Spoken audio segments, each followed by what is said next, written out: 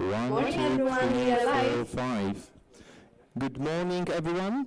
And welcome to a British-Polish IT forum. We will start a live streaming very shortly. At the moment, loads of people are taking a break and the reception and having a coffee. Very soon we'll start the event, so bear with us. So today's session will kick in at 9:30 a.m. UK time. We might be slightly late. And thank you very much for joining us whether online or here in the embassy. This is one of our first times that we run the event in a hybrid way.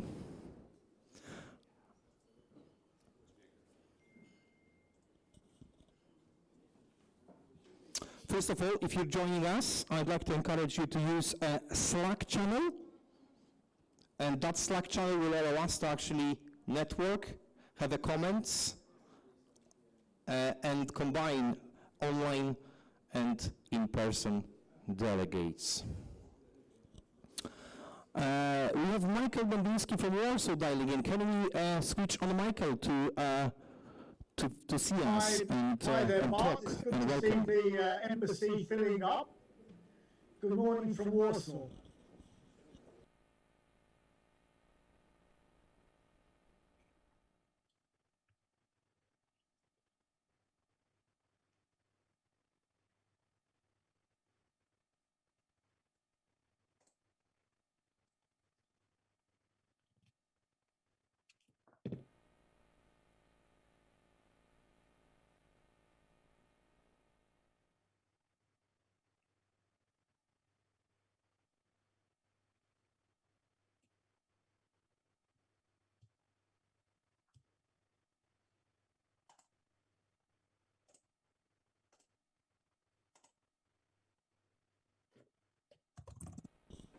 Michael, are you there with us? I am, yes. Can you hear me? Okay, yes, we can hear you, and we have a good number of people in person, people in embassy, so feel free to welcome. And we're not yet starting, however, we can warm up the conversation. Michael. Yes, good morning from Warsaw. It's a bit overcast here. It's 10:30. So welcome, everybody. I think this is going to be an extremely interesting event. I hope for some really good, useful insights, some practical guidelines about doing IT business between Poland and the UK from our speakers, from our panelists, and also the chance to network. Obviously, there was the reception last night, but there's more networking opportunities available today. So the name of the game is to bring together British IT, Polish IT, the buy side, the sell side, investors, startups, and create an ecosystem whereby both sides get to know each other better and improve the level of cooperation so that we can work to mutual benefit of both parties, win-win. Michael, can you hear me? Yes, I can. Good morning, how are you? I am very well, thanks. Actually, you've done my job already. Right. Thank you. Yes, right. Good morning, ladies and gentlemen. I can actually put this mic in safe hands. Good morning. To all those who haven't met me before, my name is Inglefinch.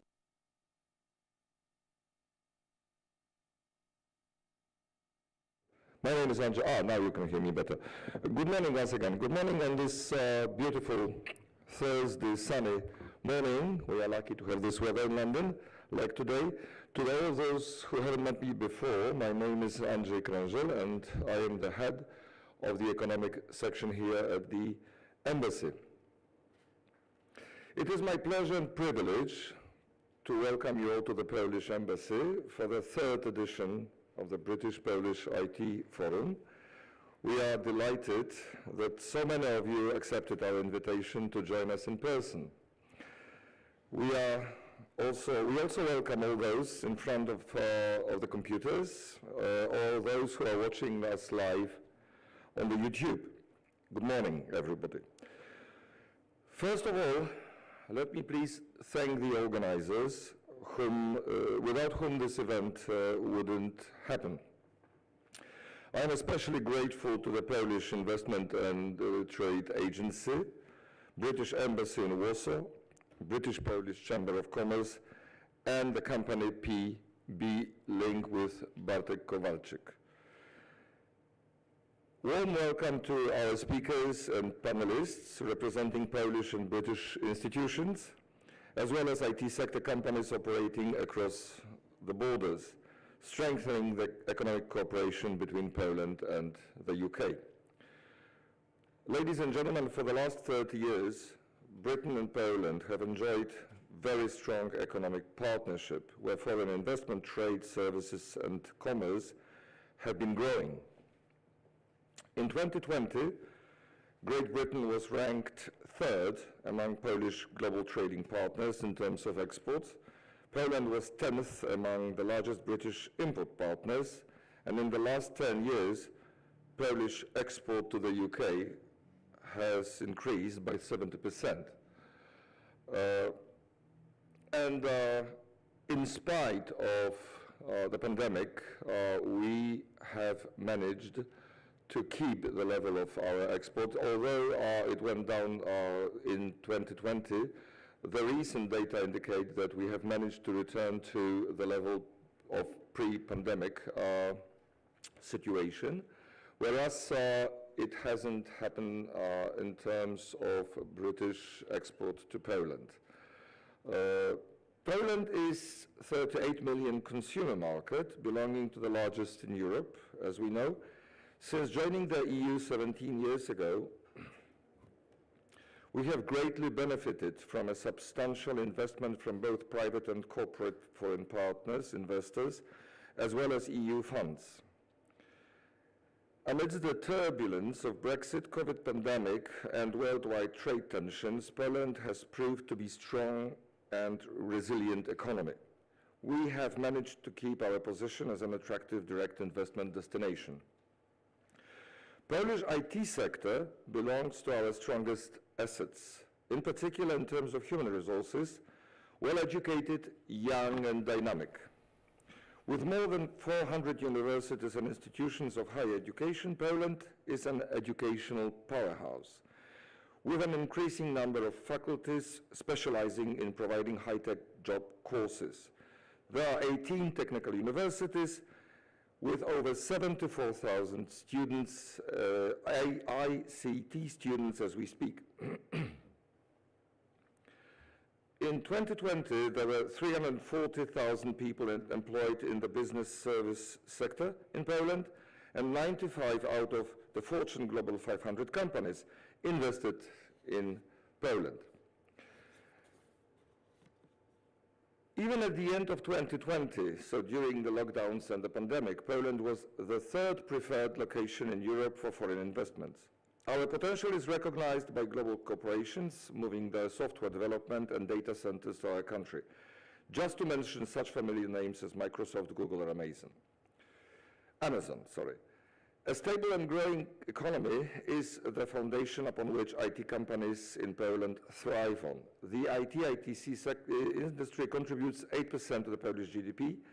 Polish software developers are considered to be among the best in the world. In 2019, the skill value ranking report placed Poland third in the world in that category. Poland has also the highest number of programmers in Central and Eastern Europe, estimated at over 100,000. I would also like to mention that in a couple of weeks, Poland will host the United Nations Internet Governance Forum that will take place in Katowice on the 6th, 7th, and 8th of December. And that is another example of our country's leading role on the global stage in technological communication and digital transformation. And I I wouldn't forgive myself if I didn't mention our computer game sector, which belongs to the leading in the world. I think the name of this game is what? Cyberpunk, which was expected across the world. Well, it did very well, perhaps not that well as was expected, but still.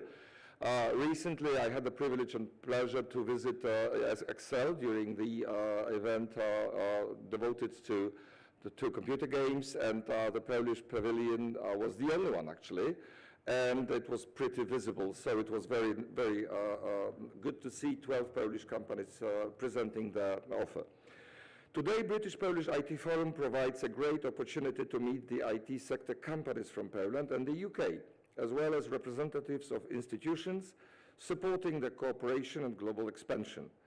You can get to know Polish software developers interested in establishing themselves in the UK and British firms that are keen to partner and invest in the Polish technology sector. Which is why I invite you to use this networking opportunity not only to discuss how dynamic and resourceful Polish entrepreneurs are, but also to establish new business contacts, expanding your scope of possibilities and international presence. Ladies and gentlemen, I wish you all a pleasant day and very fruitful discussions. Thank you very much. Now, thank you very much.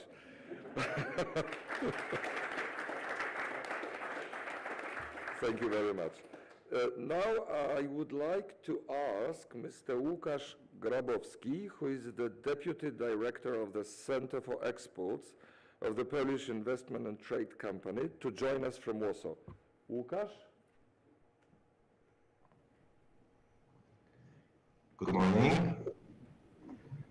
I will just share my screen. I trust I can be heard and seen, and the presentation is visible. Excellencies, distinguished guests, ladies and gentlemen, good morning from Warsaw. My name is Łukasz Grabowski. I am a Deputy Director at Polish Trade and Investment Agency, and it is indeed my great pleasure to be able to welcome everyone to the third British-Polish IT Forum today. This very event means a lot to our agency, and so we are very happy to be again one of its organizers. Today I'm going to say a few words about the current trends and development of the IT market in Poland. However, before I start, I would like to briefly introduce Polish Trade and Investment Agency to those who may not be aware of our operations. Well, our purpose is first and foremost to deliver high-quality services to businesses to grow Poland's prosperity among trade and investment. We connect. Sorry to bother you. You mentioned presentation, but we cannot see your presentation in case you wanted to share that. Okay. That's a very good remark. Thank you.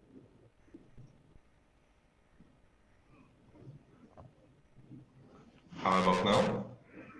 Yes, we can see better. Thank you. Okay, excellent. Thank you for making the note. Coming back to the topic, well, one of the most important activity we are doing is we support Polish companies in their expansion plans. So we make sure that they are connected to the right partners in the world, and we connect the world to the Polish businesses. We encourage and foster greater collaboration. Our team of country specialists and industry experts help Polish companies and foreign companies find the right partner or supplier they may need. The second pillar of our activity, the second area of our activity, are the investments. So we are responsible for the promotion, attraction, and facilitation of productive FDIs into Poland. We help international companies grow, build, and establish their presence in our country. And of course, all that would not be possible if we do it all by ourselves. Therefore, we look for partnerships. We work together and closely with public administration, with business environment institutions, and we implement joint projects to make sure that our clients take and receive the best service possible. Ladies and gentlemen, at Pike we strongly believe that it's the human capital that helped Poland earn a reputation of a top choice for IT outsourcing and high-quality software services, software development. It's the human capital and our people that make it possible and that help international companies decide to start their operations in Poland or start collaboration with Polish companies. And then just to name the few factors that help Poland the most today, I would name first and foremost our students, the youth. So we have more than 1.3 million students studying at Polish universities right now. And what's really important, and that has to be stressed, more and more people, more and more students are majoring in STEM faculties. So it's science, technology, engineering, and mathematics. We are very proud that our consumers become more and more innovative. And thanks to our infrastructure and thanks to the development of new products and services in Poland, we can be proud and take the second place among the top 10 cashless countries in Europe. Over 1 million payment terminals in Poland allow cashless payments. And we are one of the largest markets for Revolut. And not only for that application. Over 1 million Poles already use this company's solutions. And we are very open as a society to use most innovative and helpful applications and solutions on a daily to help in our daily life and work. Of course, the presence of Poland on the global markets would not be possible if it wasn't for the language proficiency. It's important, and it has to be stressed that among the non-native speakers of English, we take the 16th place out of 112 countries in the so-called EF Proficiency Index. I believe that's a pretty high position, and the trend is absolutely positive. Additionally, we have to draw your attention. I would like to draw your attention to the fact that the modern business services sector in Poland provides services in as many as 38 languages or even more, because it's changing from quarter to quarter. And personally, I do believe that the most important for the future, not only of the IT sector, but for sure also of this industry, but for the economy as it is the next generation, is the inflow and the entrance of the youth to the market. Among 15-year-olds, we were ranked third in Europe in the PISA knowledge survey in 2018, and we are among those countries that take the highest ranks in such competitions. So I do believe that if we make sure that IT, ICT are attractive in the eyes of our children, of the youth in Poland, and not only in Poland, in the UK as well, and in entire Europe, we can be sure that the future of it is secured. But in order to do that, we need to make sure that we have people, experienced lecturers, experienced practitioners, people from the business that share their knowledge and experience with our students, with our pupils, and that the sector is attractive as it is, so also in terms of monetary aspects. Now allow me to say a few words about the startup environment, ecosystem in Poland, and programmers that we can be very proud of. They are among the world's best. In 2016, we took the third place in the global developer ranking of HackerRank, and we are very proud to say that Today, Poland has the largest population of programmers in the CE region, estimated at some 400,000 people. That's more than the sum of all programmers in Romania, the Czech Republic, and Hungary together. What we have to, what we cannot lose from our side is definitely securing this number for the future. Demography is one of the biggest challenges, not only for Poland, but for Europe in general. So we have to make sure that the annual inflow of new programmers is stable, is at a certain level that will satisfy the needs of the industry and the consumers. So we not only have to make sure that Poles or the Brits decide to follow the career path in this industry, but we also have to make sure that we guarantee an open market for the other nations, for the third countries. That's a big task for the entire European Union, I believe. And then a few words about the startups environment ecosystem. We can be very proud as Poles to be able to say that we are among the top 10 startup ecosystems in the world. We have more and more people, young people, not only young people, but also other people that decide to follow and start their startup career and try something new. And today we have 45,000 people operating in different forms of startups. In the past 5 years, we can say that they focus a lot in the areas such as artificial intelligence or Industry 4.0 in general. So all that stuff that is linked with machine learning, Internet of Things, fintech, big data, cybersecurity.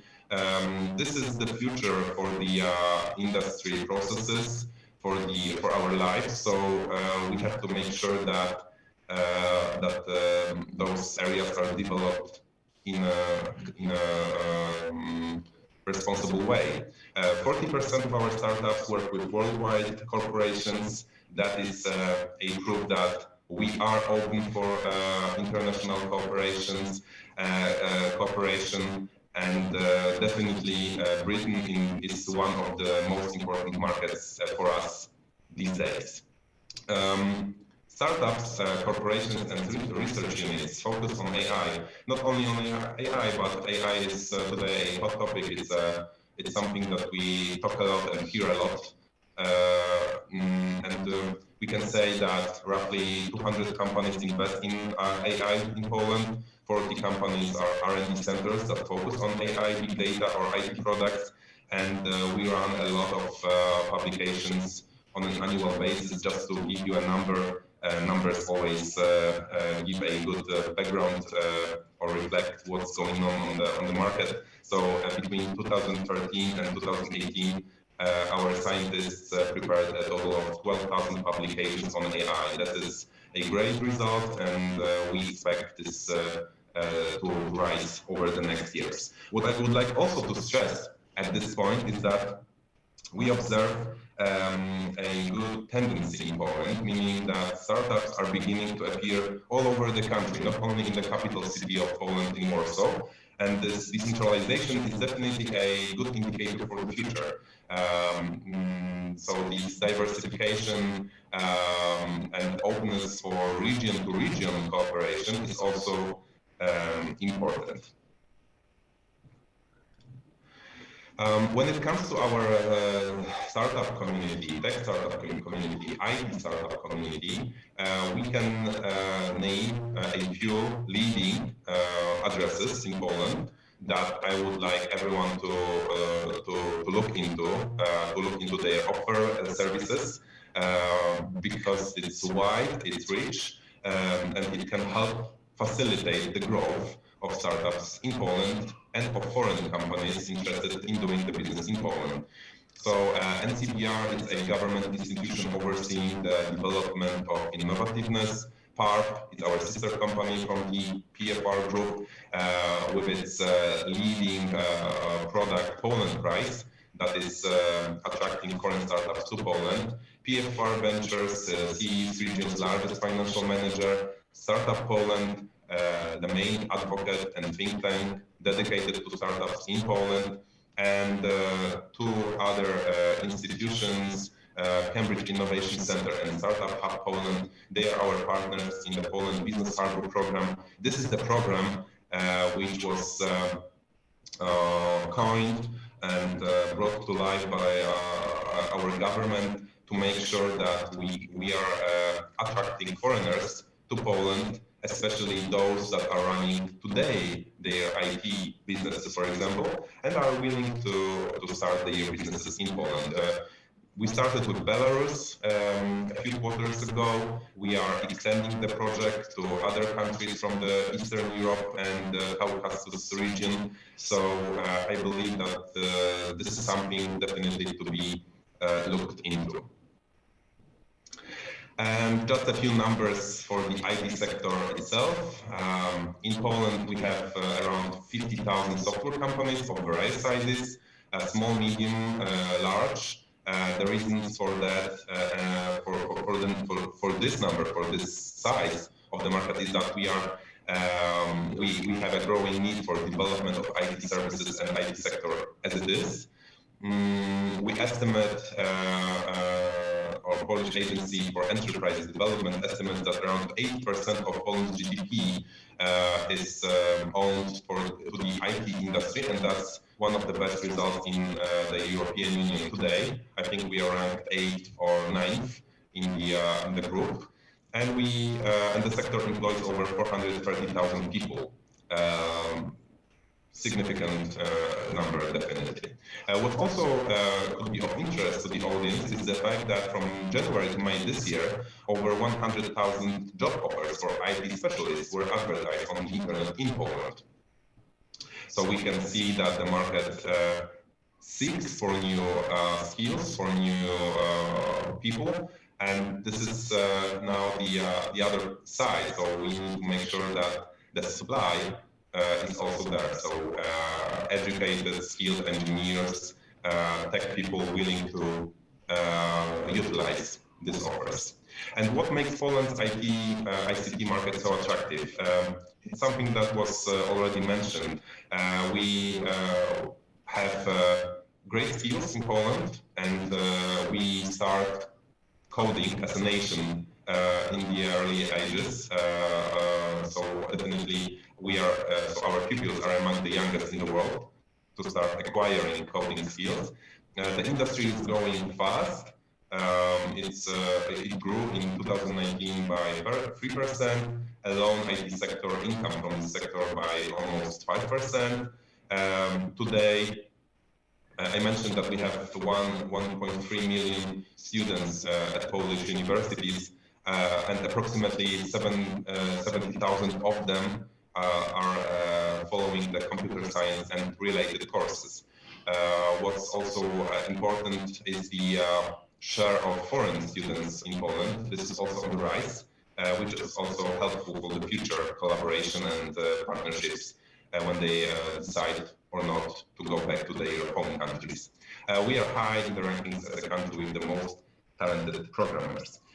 What I would also like to stress is that we hear more and more about the change of the perception towards Poland. So from a country that was a country of developers, we've become a country that is more and more engaged in the creation of the full product cycle. So it's not only development of software, of certain ideas, but it's also the concept, the prototype, the certification, and the construction of the product. And of course, that means that the margins are more attractive and the jobs are more attractive. So this is also very important, that we take greater role in the value creation. It's not only one piece of the value creation chain in Poland, but we start to create and build the entire value chain in one country. That's also important from the security point of view, to have some production and services, production and services in the nearest area.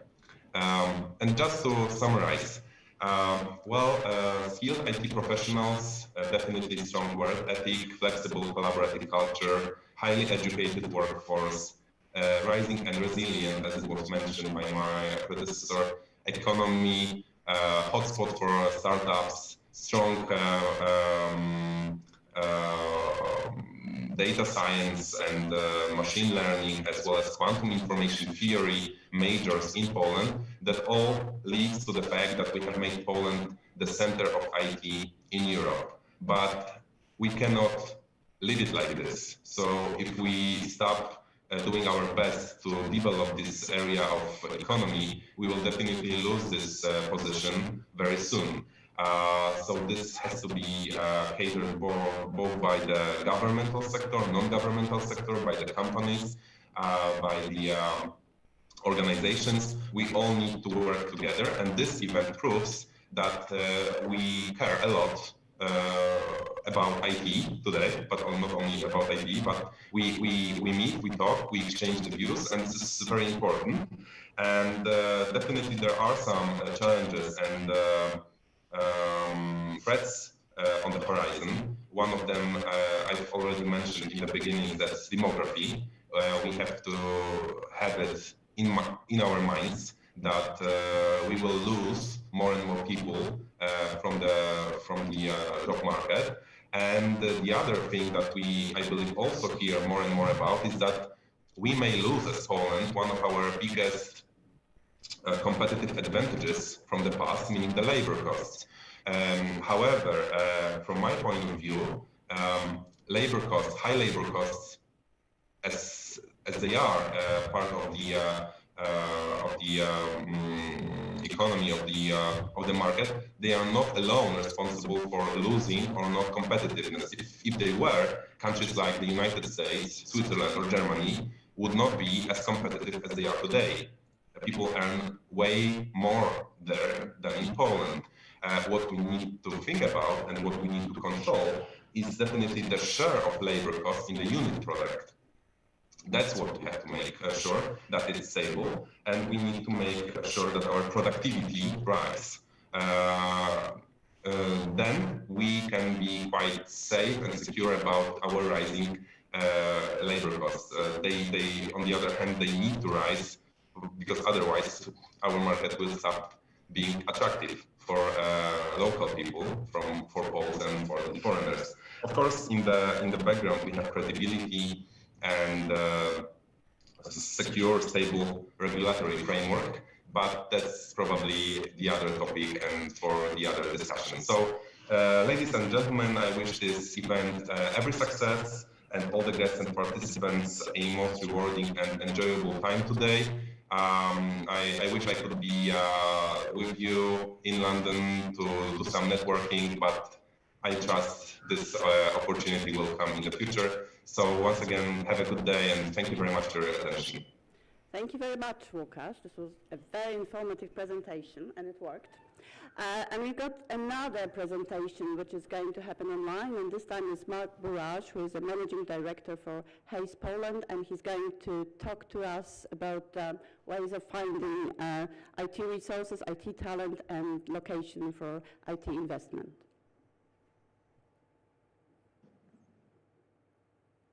Just introduce myself.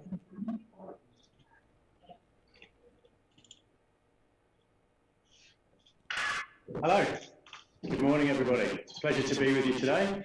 My name is Mark Burrage and I am the Managing Director for Hayes in Poland.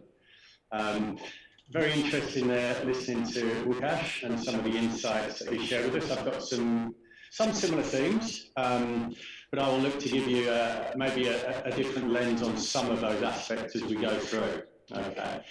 What I'd like to do is share with you just some high-level aspects of the local market from a tech talent perspective, and then delve into a few insights, some things to consider, and maybe some food for thought. And then at the end, I believe I'm answering some questions that Michael's going to put to me, so I look forward to that. All right. So let's dive straight in. Now again, as I said, some of these things are similar to the points that Łukasz made, but from our perspective, Poland continues to be an attractive option for direct inward investment. If we look at 2020, we were ranked 5th by the new foreign investments by the United Nations Conference on Trade and Development. And for this year, we're actually ranked 3rd for foreign direct investment by the Financial Times. And that is actually evidenced by our experience daily. We're certainly seeing more interest than we've ever seen, notwithstanding some of the headwinds politically and financially that are sort of potentially buffeting us as a country. We seem to continue to be resilient and attractive overall. If we think about the advantages, our market maturity, if we go back to the days of the inception of the shared service centres and BPOs, which in the past we were famous as well as being that low-cost centre for those particular aspects. We've got over 15 years experience now building those out. They've become increasingly complex, increasingly advanced, and that stood us in good stead in terms of being able to build out those organisations and those of a similar type. If we think about the talent pool, as Łukasz has just mentioned, we have got an increasingly highly skilled workforce. And whilst we are no longer the cheapest, and we can't pretend that we are, we still offer good value for money as we transition into a knowledge economy.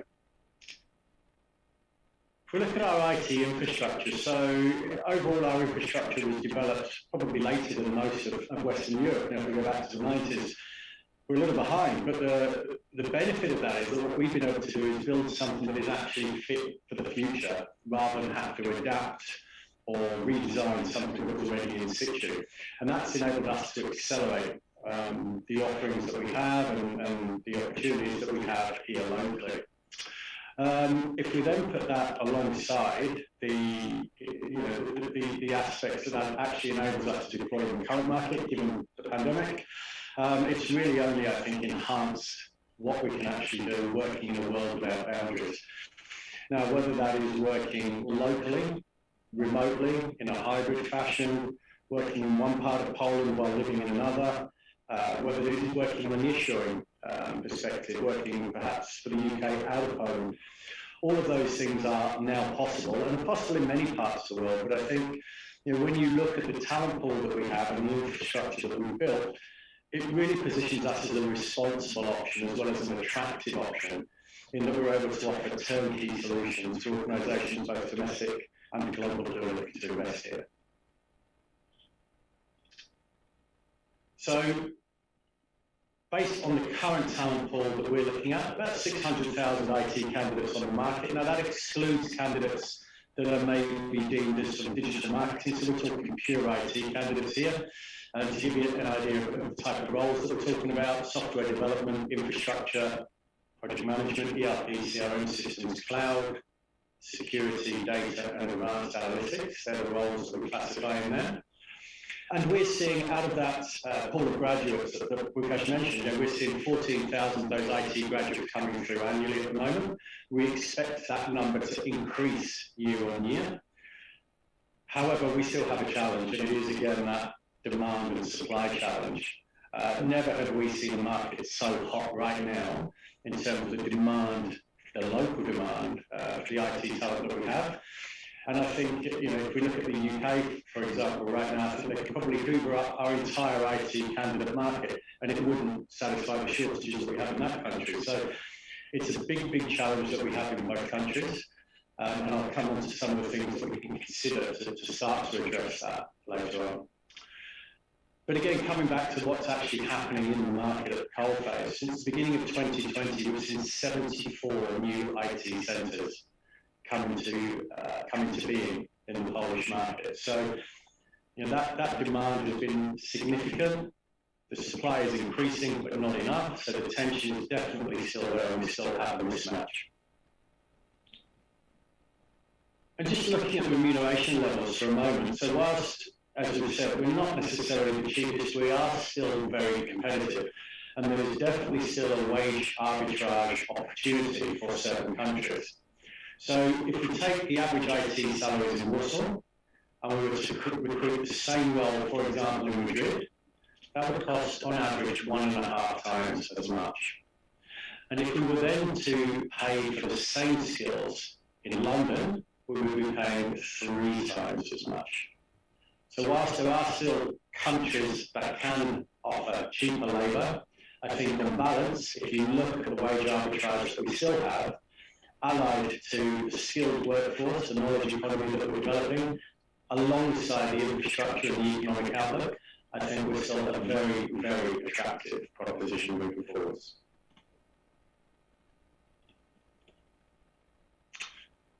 We've recently looked at the market and conducted our annual study. This is hot off the presses, so this literally is for this month, for the month of November. And what we've done is we've gone out and spoken to a large number of candidates, so 824 candidates, and we've asked them a number of different questions, and you can see here the findings. So, having spoken to all of those candidates, 58% of them tell us that they have received more job offers this year than in any year previously. 80% of them have actually taken part in more than one recruitment process.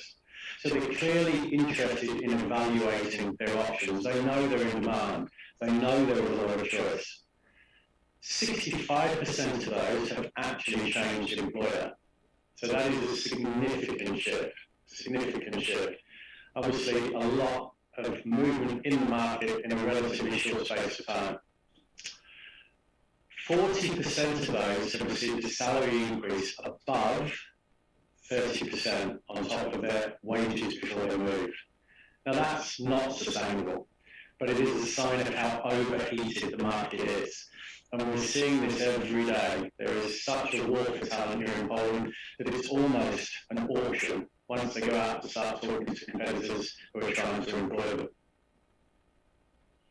But what matters to the candidates, this is the key aspect from an employment perspective, whether that is Polish companies looking to employ domestically or UK companies looking to employ Polish talent.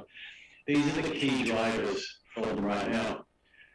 75% have said that salary is their number one factor when they are considering a change. Overwhelming majority. 38%, it's about the project. It's about the nature of the work they will do. 30% is the technology. What is the technology that they'll be able to work with? How appealing is that? 29% is the model, the working model. So whether that is a hybrid model, whether it is fully remote, whether it is being able to work on a business-to-business contract. Company reputation accounts for 19%. And the professionalism of the individual that they're talking to about the role, so the recruiters in most cases, accounts for 17%, while the sector itself is important to 14%. Benefits, 13%, the quality of the recruitment process, so the experience that they go through, 11%. And in the current market, we're seeing that vary wildly. So some companies are still moving too slowly, still putting too many steps in the process, and then they're surprised when they lose the candidate they want to hire because the competitor has moved quicker.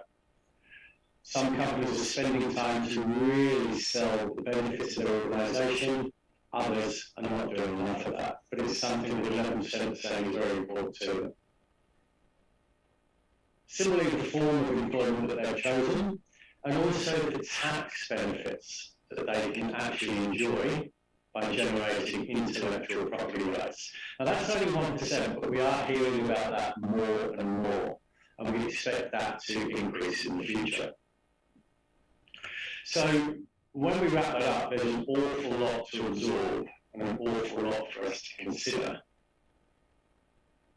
But I think there is a huge opportunity still, a huge opportunity for us here in Poland domestically, and also a huge opportunity for us to collaborate with those organisations in the UK. And certainly it's something that we're seeing in our business right now. Quarter on quarter, this is our third quarter in a row with record demand, record success, record fulfilment of roles, that's domestically. We're also now starting to see more and more demand coming from our UK business, looking to nearshore talent from Poland to work in the UK from here. So So a lot of moving parts, but I think it is a very exciting time, and I genuinely believe that the future is bright for us all if we pay attention to these key factors. The thing that overall is going to be the biggest game changer, of course, is ensuring that the supply can meet the demand. And there are a number of different aspects that we can look at to actually address that. But I think that may be something that Michael wants to ask me about in a moment, I believe. Would that be correct, Michael?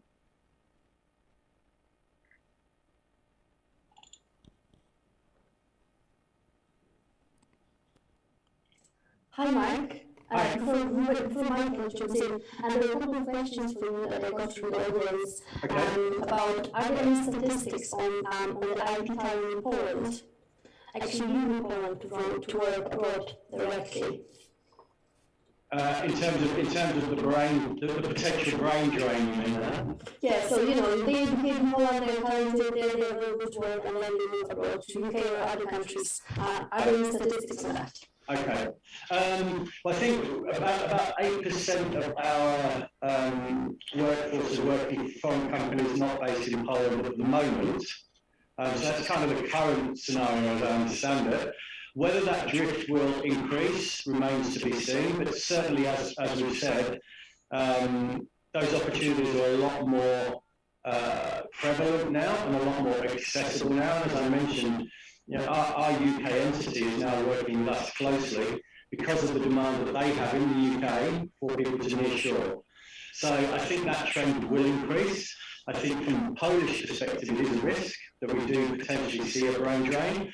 And, the obstacle of people having to move countries, which may have kept them domestically in the past, is now removed with the advent of remote working. So I think it's one we have to keep an eye on.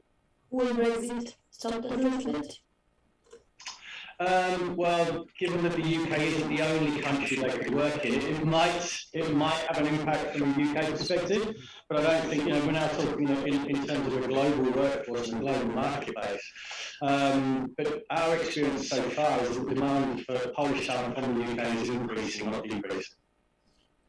Just one question to wrap up here. Mark, you mentioned full remote working. To what extent is that happening already, that you've got Polish IT talent who are working in Poland for employers in the States, in the UK, Scandinavia? So it's very much at the beginning right now, Michael. So as I said, we've got absolute concrete demand in the UK now, to the extent that we're actually going to build a team that will only focus on that in our business in Poland. We see that opportunity being significant.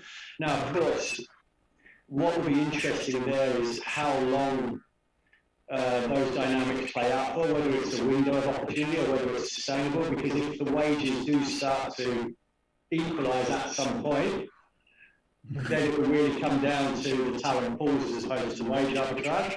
But as far as we can see right now, that's going to continue to pick up, and I think quite significantly.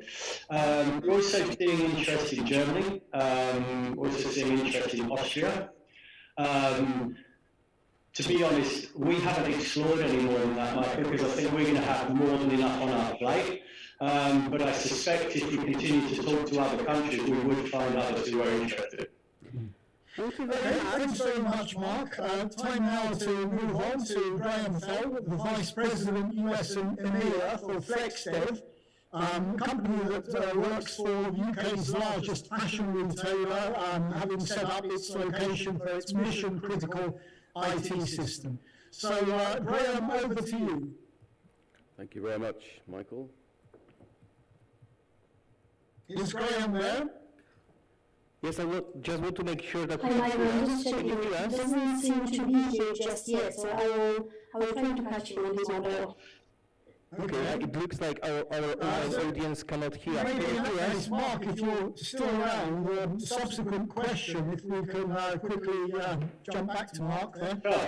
Regarding the pandemic, regarding the experience that corporate clients have had in terms of outsourcing, if we're looking globally, if we're comparing the experiences of the Far East, of India, of Central Europe, who are the winners really from the point of view of being able to work from home?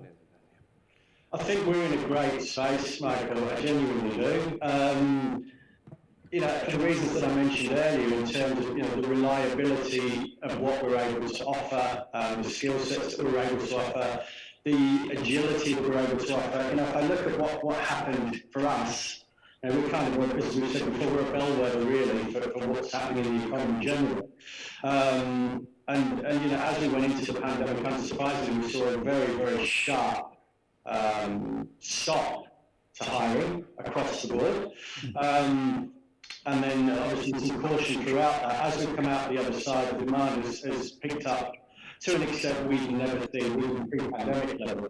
And you know, part of that is an artificial spike because it is a pent-up demand for a period of time. But the underlying trend, I think, will still be very, very positive. And within that, because people have been forced to think differently and understand and explore remote working and hybrid working, coming out the other side, I wish we were truly out the other side because we can see light at the end of the tunnel.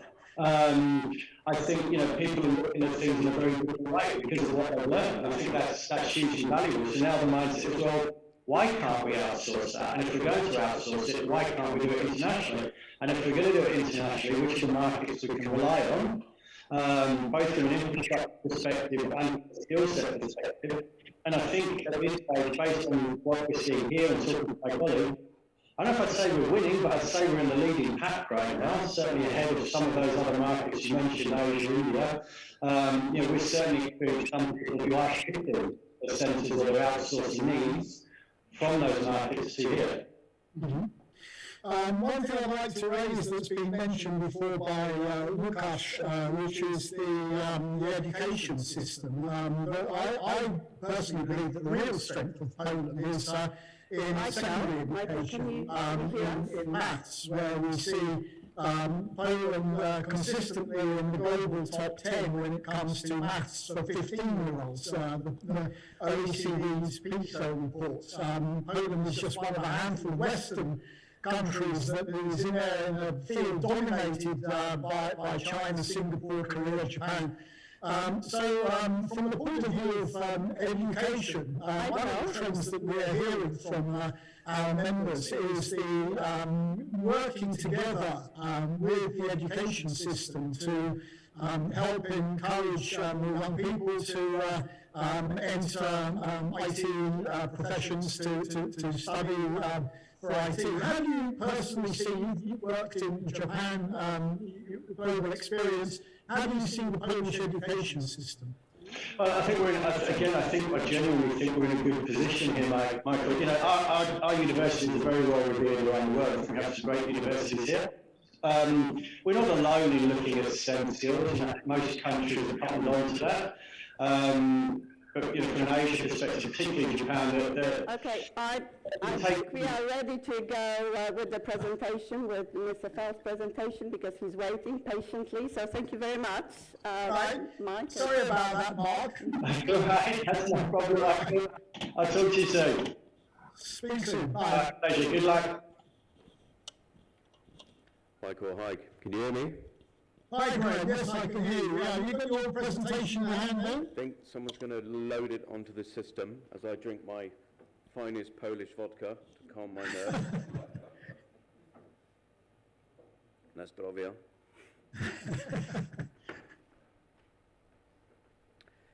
So for the sake of time, I'm going to get straight to the point and look at where we are really, not physically in the embassy today, but from a technology perspective. We live in a connected digital world where everything is smart and everything is connected in real time, all the time. Everything computes. There's mobile technology that connects everybody all the time. There's smart wind turbines, there's smart cities, there's smart hospitals, smart schools, smart car parks. Everything is smart, everything, and everything is connected. And these smart devices can predict malfunctions, smart wind turbines that can predict overheating, smart cars that predict a malfunction before it even happens. And this is the world in which we live. If we look at slide number 3, There's three technology shifts that really took us to where we are today, to this point of absolute digital hysteria, where people are addicted to technology. And the first major shift or dimension that we see is apps. Apps are the super engine that's really driving business transactions at scale. This year, there will be 7.6 billion users in the world with 100 billion connected devices. These connected devices run 1 trillion apps. 1 trillion apps. These apps are IoT apps, cloud-based apps, enterprise apps, and of course mobile apps. Mobile apps are the point of interaction between a business and a consumer and a business, and they drive revenue to the tune of 111 billion in revenue in 2020.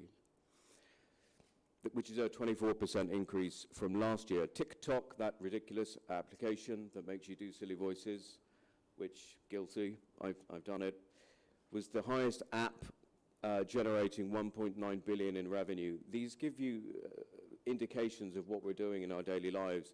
Technology is changing our life. It's hard to believe what life was like without an app. I personally am a geek, so I use apps for everything. We do everything with an app. We order our food, we go to the restaurant, we book films, we order flights, we go on dates, we order cars. We do everything with an app. The second shift that we've noticed at FlexDev is data. Everyone is talking about data, but data has no value unless it's backed up, stored, and analyzed. If you back it up, store it, and analyze it, you can drive insights into this data. And from this analysis of data, companies can make data-driven decisions as opposed to guesses. So there's a major shift with data, which means that companies are getting smarter when they target people. So if you're thinking about going on holiday to the Greek islands or something, don't be surprised, you've probably all experienced it, you have adverts pop up. It's because they know your preferences and what you're looking at. Everyone has a digital profile on them.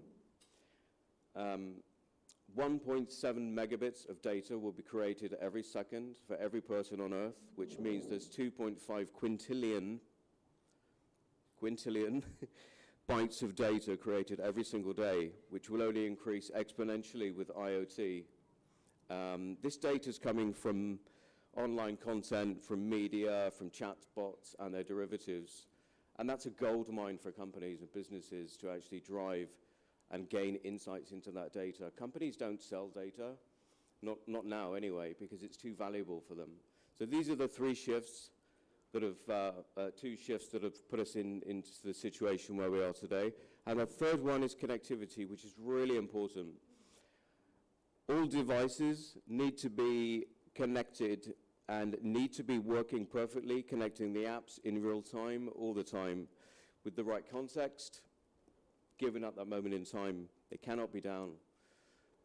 If you reflect on what I've just said, that everyone's using their apps to go about their daily lives, the apps need to be online.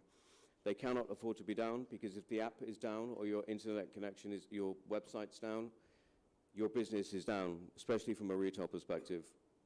So if apps are the engine, the super engine that's driving business transactions, data would be the fuel that drives the business to get the business going.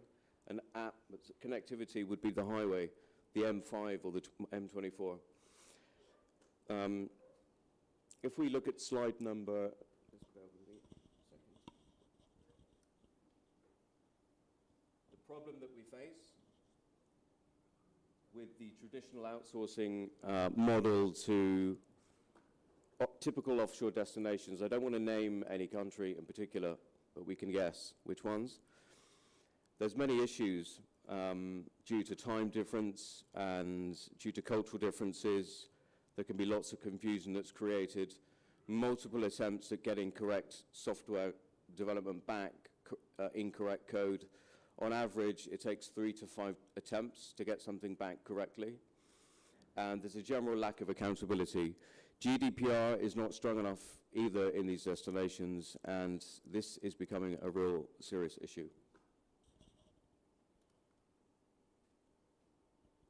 What is the solution? I'm not going to say anywhere else than Poland, am I? So if we look at the solution and we look at the powerhouse that Poland is when it comes to developing mission-critical applications, when I talk about apps not being able, you cannot be down with an app, your website cannot be down. You need real-time, accurate business software development, and that is what Poland can offer. Just bear with me a second.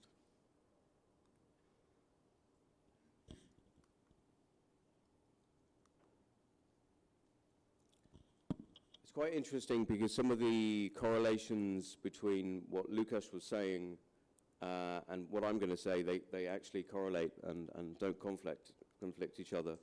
There's 4 pillars as to why Next invested in Poland, or not necessarily Next, but FTSE 100 companies, NASDAQ companies, Fortune 500. These pillars are 4: education, economic stability, cultural alignment, and GDPR and compliance. Polish people have a strong educational background.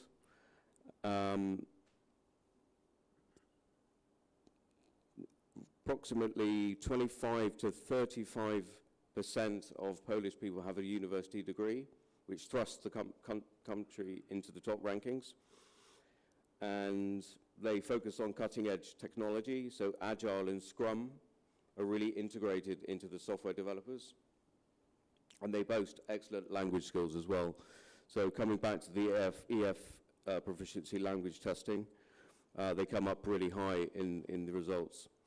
Just in Poznan alone, there's 113,000 students, there's 24 private universities, and 23,000 graduates a year. Economic stability is really strong pre-pandemic. I'm not quite sure where it is now. Previously to that, there was 3.6 GDPR growth in Poland in 2019. The cultural alignment is not dissimilar to the Western world compared to traditional offshore destinations where no means yes, yes means no, and I think you know what I'm talking about. And it's just not good enough. And the cultural alignment, there's nuances between Polish developers and English people, but they're very small. Like, Polish people don't like small talk, but that's not too much of an issue. And GDPR and compliance, which is really important. If you breach GDPR and compliance, you will be fined 3% or 20% of your annual revenue if you don't comply. Poland has the most stringent rules when it comes to GDPR and compliance, with EU standards in IP protection and data security, which makes it really appealing for US companies and US companies.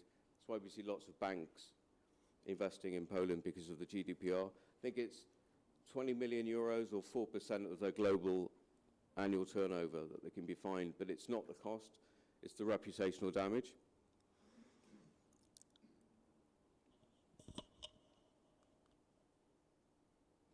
Some facts about Poznan, which was one of the deciding factors that pushed Next to invest in Poland. So first place for quality of life, some stats about the number of people. Second place, attractive cities, 32,000 per year graduates. It's really well connected as well. There's 8 flights a day in and out of the UK pre-pandemic. How that looks now, not quite sure. So it's really well connected. It's 2 hours from Berlin, it's 2 hours from Warsaw, and really good support from the local city. And that's it. Thank you very much.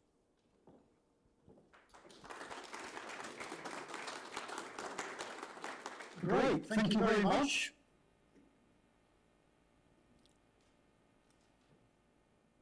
Hi there, am I muted? We can hear you, Michael. Good, okay. In that case, it's time to call our panelists. We can start off with the first panel, which will be looking at the experience of British IT companies, British IT people who are already working with Poland, working in Poland, to talk about some of those cultural aspects that have been mentioned so far. And we're looking, as I said, for those business insights that will be of practical value to companies looking to establish those contacts between the UK and Poland. So do we have our panelists up on stage? Can we call Hello, yes, Andrew we do Radcliffe? have all panelists. Can you see us all? At the moment, I can only see the word host. I can't see. That's better. Yes, right. Okay, we can see you all now. So what I'd like to do, I'll very quickly just run through the panelists. We have Andrew Radcliffe from Spirosoft UK, Matthew Weaver from Objectivity Limited, Chris Jones from PSE Consulting, Bob Poole from Tender Hut UK, Kieran Scrutton from GSK Tech, and Andrew Inglefinch from Red Compass Labs. So what I'd like to do is to start off, give everyone about 30 seconds to introduce yourself and your company very briefly before we jump in with the questions. So if we can start at the left-hand side. Yes. Right-hand side then. I will start as soon as I have the microphone. So good morning everybody, my name's Chris Jones. I am the Managing Director of a firm called PSE Consulting. We're a specialist payments and technology firm, and we've operated for about 30 years, and throughout that period we've worked across Europe, but done a lot of work in obviously just the UK and in Poland, as well as a broader spectrum of countries. So I've got a reasonable experience of the Polish market as it stands today, and also how it's evolved over that period. Okay, thanks Chris. Next up. Good morning everybody. My name is Andrew Radcliffe. I'm co-founder of Spirosoft. Spirosoft is a global technology services company. My role is Managing Director UK. I'm Supervisory Board Member for Spirosoft SA.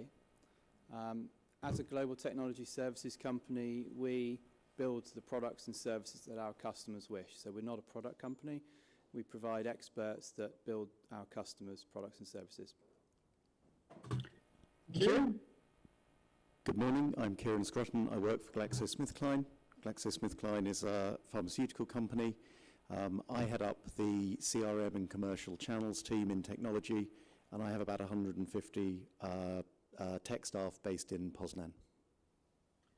Thank you very much. Hi, good morning. I'm Bob Poole. I'm the Chief Sales Officer for a company called Tender Hut, based in Poland. They sell IT resources as well as a range of our own in-house application. I've been here about 7 weeks, so I'm a relatively rookie, but I've been working with Poland for probably the last 7 or 8 years. I worked for a large American corporation for 21 years in a number of different sales roles, including Global Sales Director most recently, and then in May. So I've worked with lots of different cultures across the globe. Thank you. Thank you. Good morning, everybody. My name is Andrew Inglefinch. I look after finance and strategic growth at Red Compass. Red Compass Labs is a company specialising in payments. We believe there's 2 types of payments, good and bad. On the good side, we help banks with their payments platform transformation. On the bad side, we help them detect the financial patterns around financial crime. Our path to Poland started about 3 years ago, where we took the decision to grow 2 types of software, Day One Readiness, which looks at disrupting the payments testing market, and the Red Flag Accelerator, which looks at developing a catalogue of financial patterns around modern slavery, human trafficking. Thank you. I'll stand up because normally when I sit down and talk, I'm being told off. So I'm Matt Weaver, Consultancy Director at Objectivity. We've been in Poland since 2005. I was number 28 18 years ago in Coventry, and we had to change something. So we looked at more traditional places at the time, but we found once we got to Poland, we thought this is the place, and it was the people more than anything else. And we've been there since 2005, through a global recession, through a global pandemic. We now have about 750 people and still about 28 or 30 people in the UK. Everyone else is in Wrocław in southwest Poland, and it's working wonderfully well. Thank you. Well, thanks very much. Matthew, maybe keep standing up there. I'll ask you the first question. You have 750 people in Wrocław. Can you tell us a bit about how you see those cultural differences? One of the sort of stereotypes is that Polish IT workers are really focused, very good at deep work, whereas British people are good at teamwork. How do you personally observe after your years of experience those differences between approach between Poles and Brits when it comes to doing IT work? So I think in 2 minutes, I think we found the culture was really quite similar. But when we first got to Poland in 2005, I'd never been before. I was locked outside in the snow. I couldn't find the apartment I was staying in. It seemed horrible, but it got better very, very quickly. And what we found was that people were just so accommodating and helpful. In Wrocław, we have 2 university cities.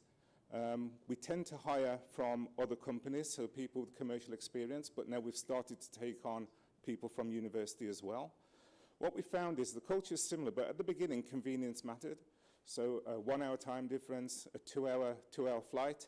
We had clients, I'm based in Birmingham, we had clients on the south coast, and my Polish colleagues used to get there before I did, even though they started after me. So it was fantastic. And the key thing I would say is we've talked a lot about the numbers, and they're important, and about salary, but our differentiation is on people that want careers and people that are in an organization that can develop them, make them better, and they can build a career with us and then pay back all of that investment. And we find that the culture is very, very good.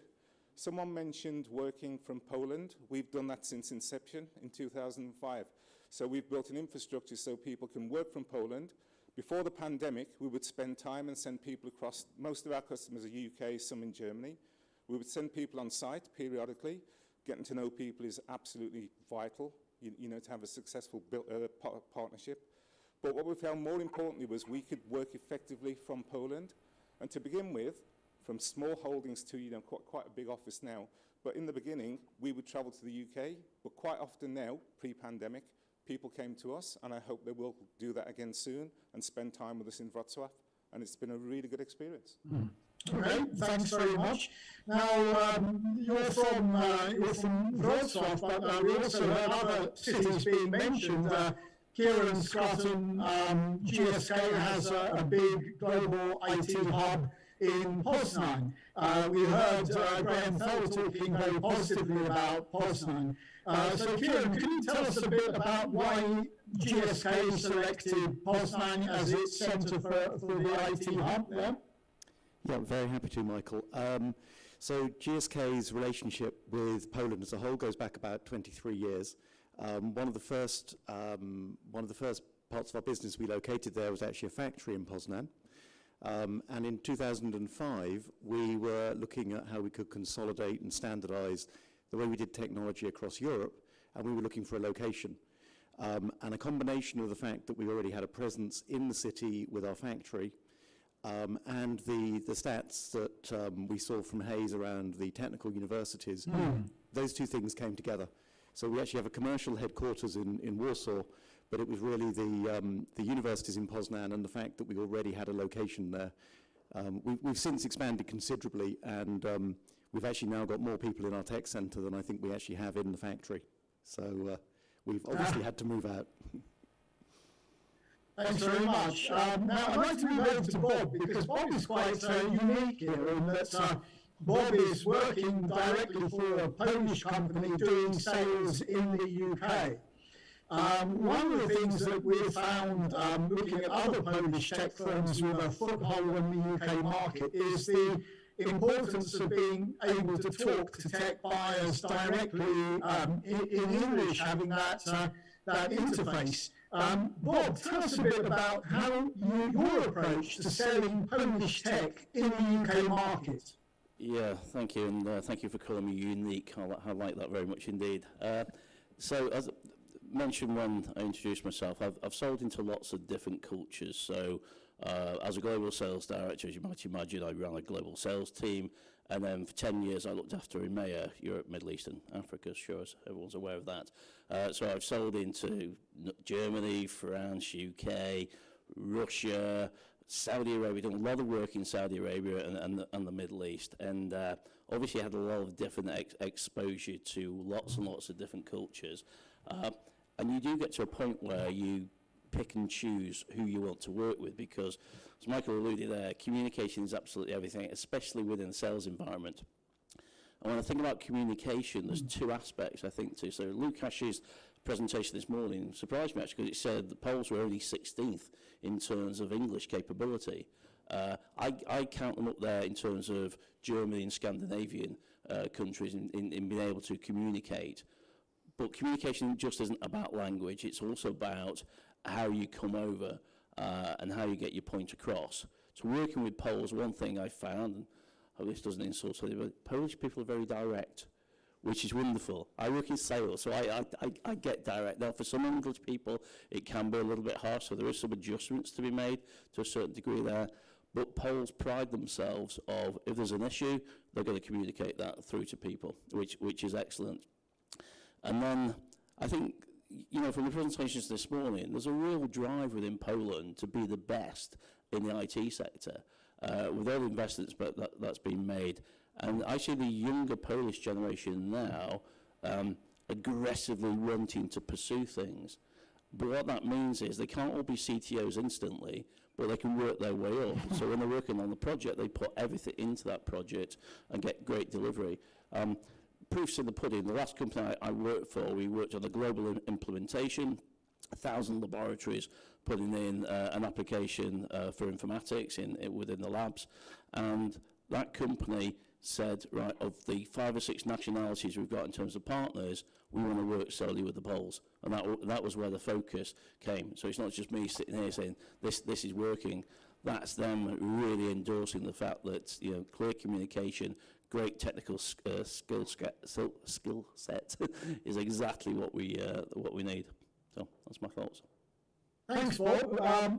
Next question will be to Andrew Inglefinch from Red Compass. What you're doing is very heavily based on artificial intelligence and machine learning. One of the things that we have seen in Poland over the years is how the value that's added to projects keeps on rising.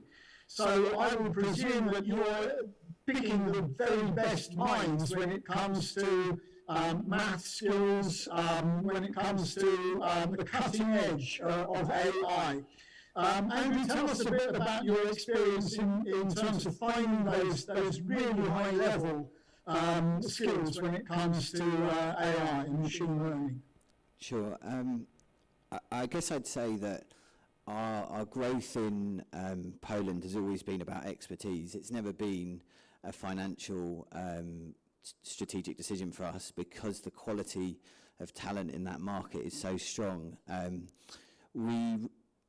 It's very interesting listening earlier about the competitiveness in the market. It's definitely very strong, and we kind of get around that from sometimes paying a premium to the market in certain cases, but really an overall kind of level. Expertise for us means that technology, data science, computer science background, but also a payments background. So in those circumstances, we would pay a premium, but really for our more kind of artificial intelligence, machine learning sort of streams within the business, we look to get around that with I guess two ways. One, it's about people's career development, making them believe in our vision, our mission. What are we trying to achieve? Particularly the case in our financial crime offering. People really are attracted by making a difference, and so we can recruit top talent through that. But also going direct into the academic streams within the universities in Poland, although we are specifically focused in Warsaw. And that again was a material decision factor for us, the quality of quantitative output in the university streams is really strong, and we've seen that with candidates seamlessly going into a client environment. And we run academy programs directly out of university to take that stream and take advantage of that quality of candidate and look to build the expertise around that from there. Thanks very much. I'd like to hang on to this topic of working together with universities and ask Chris Jones about your contacts with Polish educational establishments, whether you have a program where you're looking at undergraduates or newly qualified graduates. How do you reach out in terms of your employee branding to communicate your message to a very, should we say, overheated talent market, as we heard from Mark? Chris? I think it's a good question. I suppose we approach the problem as a small business. I'd like to say that I run a business of hundreds of thousands of employees around the world, but we are a modest 20 people. We have struggled to find the right skills, and historically, when we were part of the EU, it was a very easy process to get hold of those skills from across the whole European region. I think life has got a little bit more complicated as a result of our departure from the EU. But we are always looking for bright, interested people who want to become payment geeks, which ultimately is what we are as a firm. But I mean, I have to be honest, rather than flanneling and claiming that I know an enormous amount about the educational sector in Poland, it's not an area that we have explicitly targeted. Payments is a business which is ultimately global in its footprint, so we would, always welcome people from Poland. But I think, we cast our net very wide. We're in the middle of hiring people from the US at the moment, so we tend to go where our clients are growing, particularly in the marketplace segment at the moment. Those clients look at Poland as an attractive place to operate, and understanding how the Polish market works is something that they're very interested in. So, we do, as I said, always look for new talent, but we also cast our net fairly wide. Thank you. Andrew Radcliffe from Spirosoft. You have a very broad portfolio of areas in which you're operating, from automotive, healthcare, financial services. Looking at that same question about that talent pool and how you work on attracting and retaining your best people. What is your approach? What's your philosophy there? Yeah, thank you. So our approach really, I'd echo everything my colleagues say around the table here. Our approach really is, we like great technology projects. We observe that our staff like to work on those technology projects. They're very innovative people. They want to be working on these new innovations. And when it comes to automotive, as an example, a good proportion of our business, approximately 180 people, are aimed purely at automotive and embedded type projects, so IoT applications, that sort of thing. Those people are really, really good and highly skilled in the domain that they operate. So they're experts in their field, and they want to be working on new innovations. We're very fortunate that we have some great partnerships with some sort of tier one automotive manufacturers, and they get to work on some projects like infotainment systems or autonomous vehicles, the electric powertrain for new cars, that type of thing. So it's all about the project. It's all about keeping the people aimed at innovation and keeping them interested in what they're doing. In terms of our growth, Spirosoft has moved through over the 6 years or so we've been going. We've grown really rapidly, and we've actually moved. Our headquarters is based in Wrocław, but we're now operating out of Krakow, Białystok, Warsaw, and just recently we started an office in Szczecin. So we are expanding throughout Poland and also overseas. So there's a huge demand has been observed in the other commentary. We echo that. We need to build our links ever further with the university systems and employ great people. As I think it was Mark that said, there is a real war on talent, and it's all about, giving people innovative projects, keeping them engaged, giving them recognition for the great work that they do, and being a good employer, really. If I can just stick with that theme of being a good employer, we are hearing all the time about companies poaching from one another, giving candidates, top candidates, very nice incentives to move from company to company. Would any of the panelists like to talk specifically about the programs that they employ in-house to boost the retention rates, to keep people focused on what they're doing rather than applying for jobs, building that employee branding, and really delivering loyalty? Would anyone like to talk about what they're particularly doing to keep their staff and in fact attract new staff? So employee branding here is an important issue. Who'd like to talk about that? I've got the mic. I can do 2 minutes very quickly and then I'll hand it over. Yeah. Just from Spirosoft's point of view, we have this policy we've brought in the last year. Obviously, the pandemic has kind of skewed things a little bit, but we brought this policy in really where we don't really mind where our staff work, so work anywhere. If you want to be 100% remote, you can, of course. If you want to be fully in the office, you can, or some sort of hybrid in between. It's about being flexible and allowing your employees to work in the best way that they find the most productive and the most engaged, and they're sort of comfortable and happy. So we have a program really which looks after their well-being, which pays them a good salary, a competitive salary. But we also have other things as well, like, for example, private healthcare, mental health support if needed, that type of thing. So it's about a full rounded package of benefits, really. So, yeah. Thanks. Who else like to pick up on that one? Yeah, Kieran here, Michael. Yeah, so I think I'd echo everything we've just heard from Andrew. I think from a GSK point of view, it obviously all starts with offering a competitive package. That I think goes without saying. Beyond that, what we've really focused on is the culture, the environment, and doing the right thing. So sort of specifically, we've invested very heavily in the offices. I think we won an award for the offices from CBRE for the new offices we moved to last year. GSK has been voted the top employer for LGBTQ rights in Poland. We have a number of sort of tournaments, whether it's, we've got a hacking tournament this weekend, last weekend was a basketball tournament, there was a chess tournament a few weeks beforehand. So any number of things to keep people sort of motivated, engaged.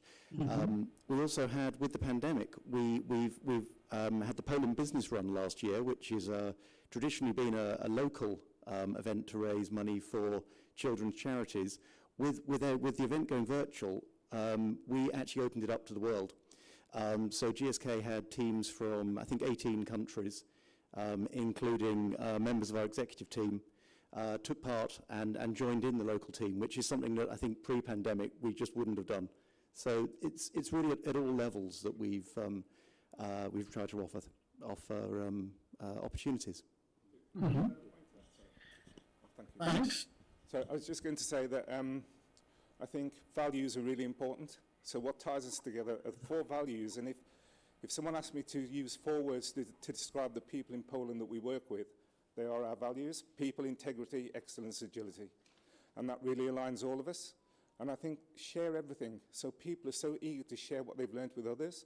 In the past, people think that if you're indispensable, that's a strong point to be, a strong place to be. But it really isn't. No one can replace you, so you're never going anywhere. We do things like Rock Sharp in Poland. So before the pandemic, 300 seats were sold in minutes. And this is to share the technology that we're aware of and to share it with everyone.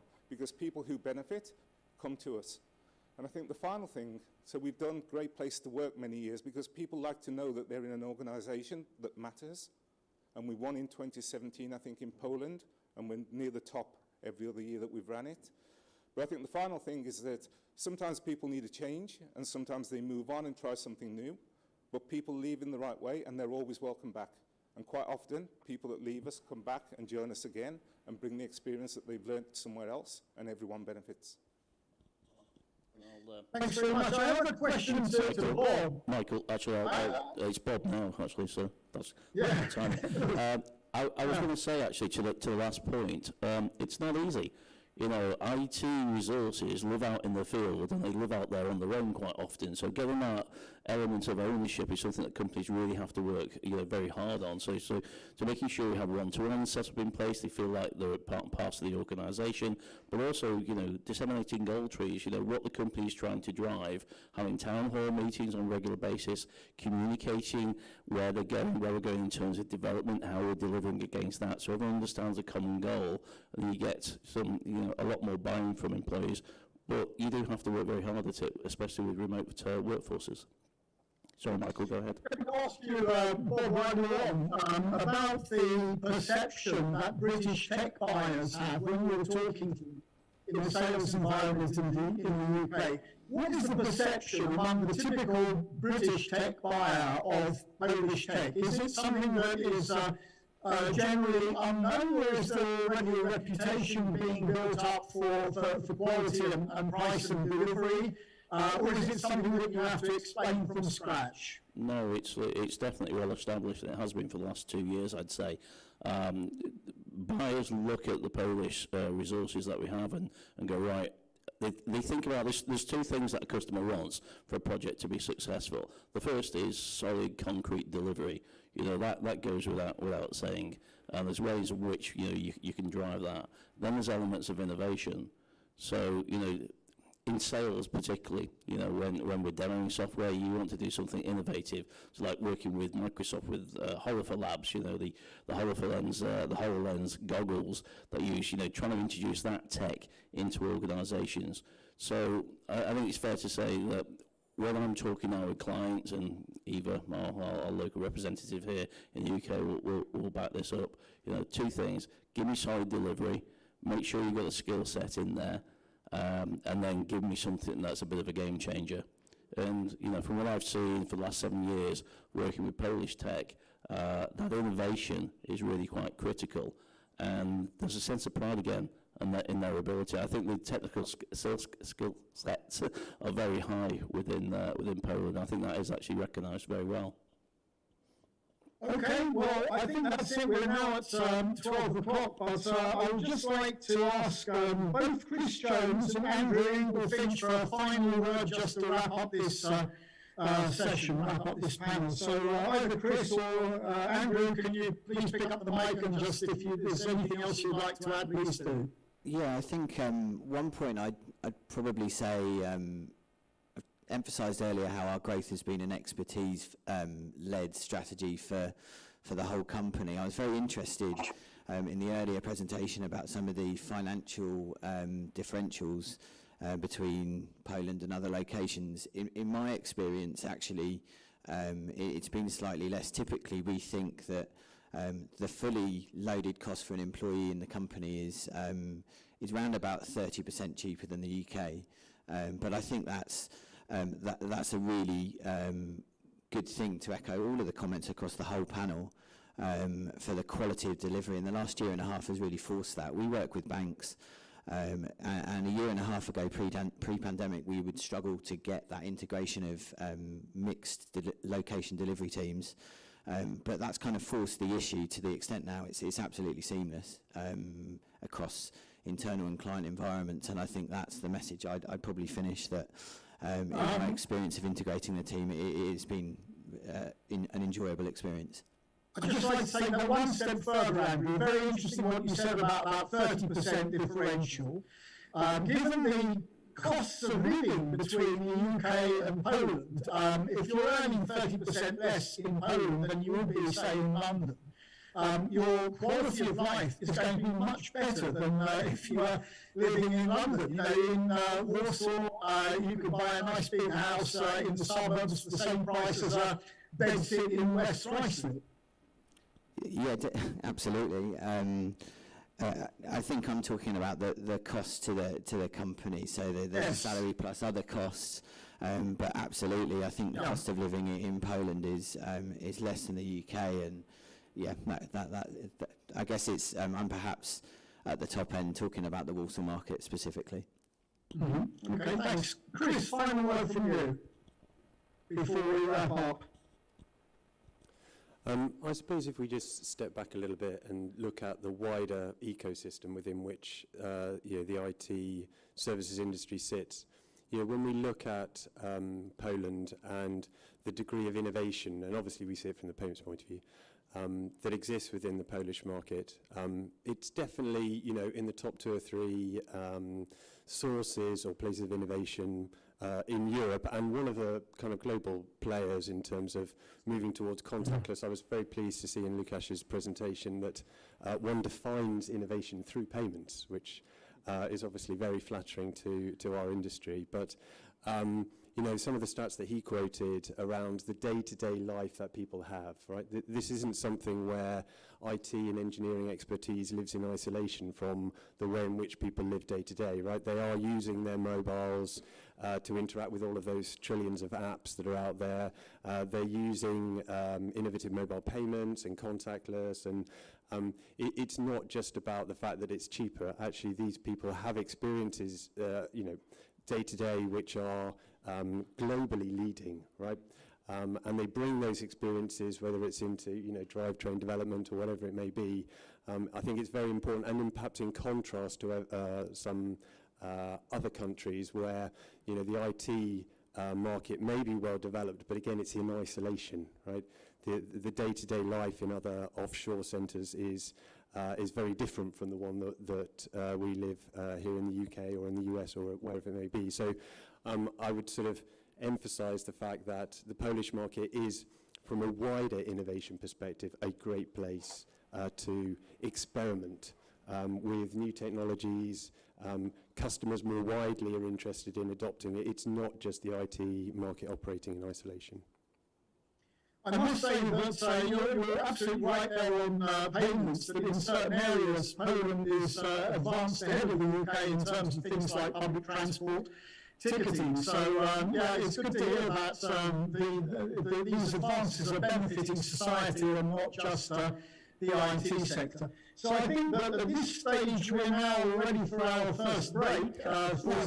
Michael, maybe if I can just interrupt you. Perhaps we've got 5 minutes that we could ask if anyone has got questions from the audience. All right, okay, so fine. If we've got 5 minutes, because I'm looking at here on my agenda, but if we have 5 minutes, then let's quickly ask the audience if anyone would like to have a roving microphone to ask our panelists a question while we still have them. Thanks, Emma. From the audience.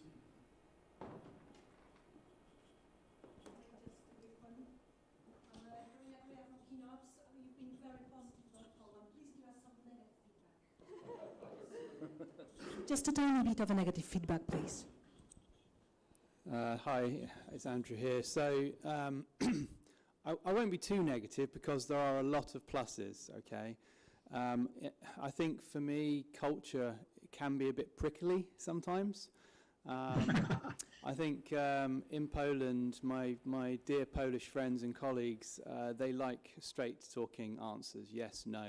They're quite a binary on-off sort of relationship. But in the UK, we're a bit more fluid than that. We can live in shades of grey, okay?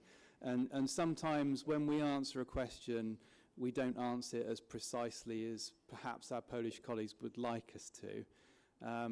So I think really there's so many pluses that outweigh the negativity, but I do see, and I have seen instances where we're not precise enough, and therefore our Polish friends will make a decision and it might be the wrong one. Or we infer something, we don't actually say specifically what we want, but we infer it. And in British culture, that inference is a decision that we've made. You know, we're not explicitly saying it, but we're kind of saying it, but we're not really. And I think that that can be a little bit challenging. But anyone else want to add to that one? Sorry. Just to compound what you're saying, really, I think people they want answers quickly. They want to deliver things as quickly as they can. So quite often they ask closed questions. When we kept the project management and delivery in the UK because we thought it was biting off too much to move everything to Poland.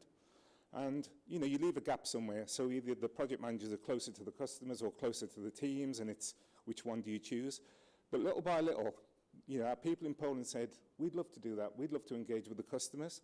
And I think we've now moved all of that project management and delivery to Poland, and they've learned a lot from it. They've learned more about the English culture where most of our customers are. They've learned to ask different questions that aren't always closed. Sometimes they're open and they get more from them.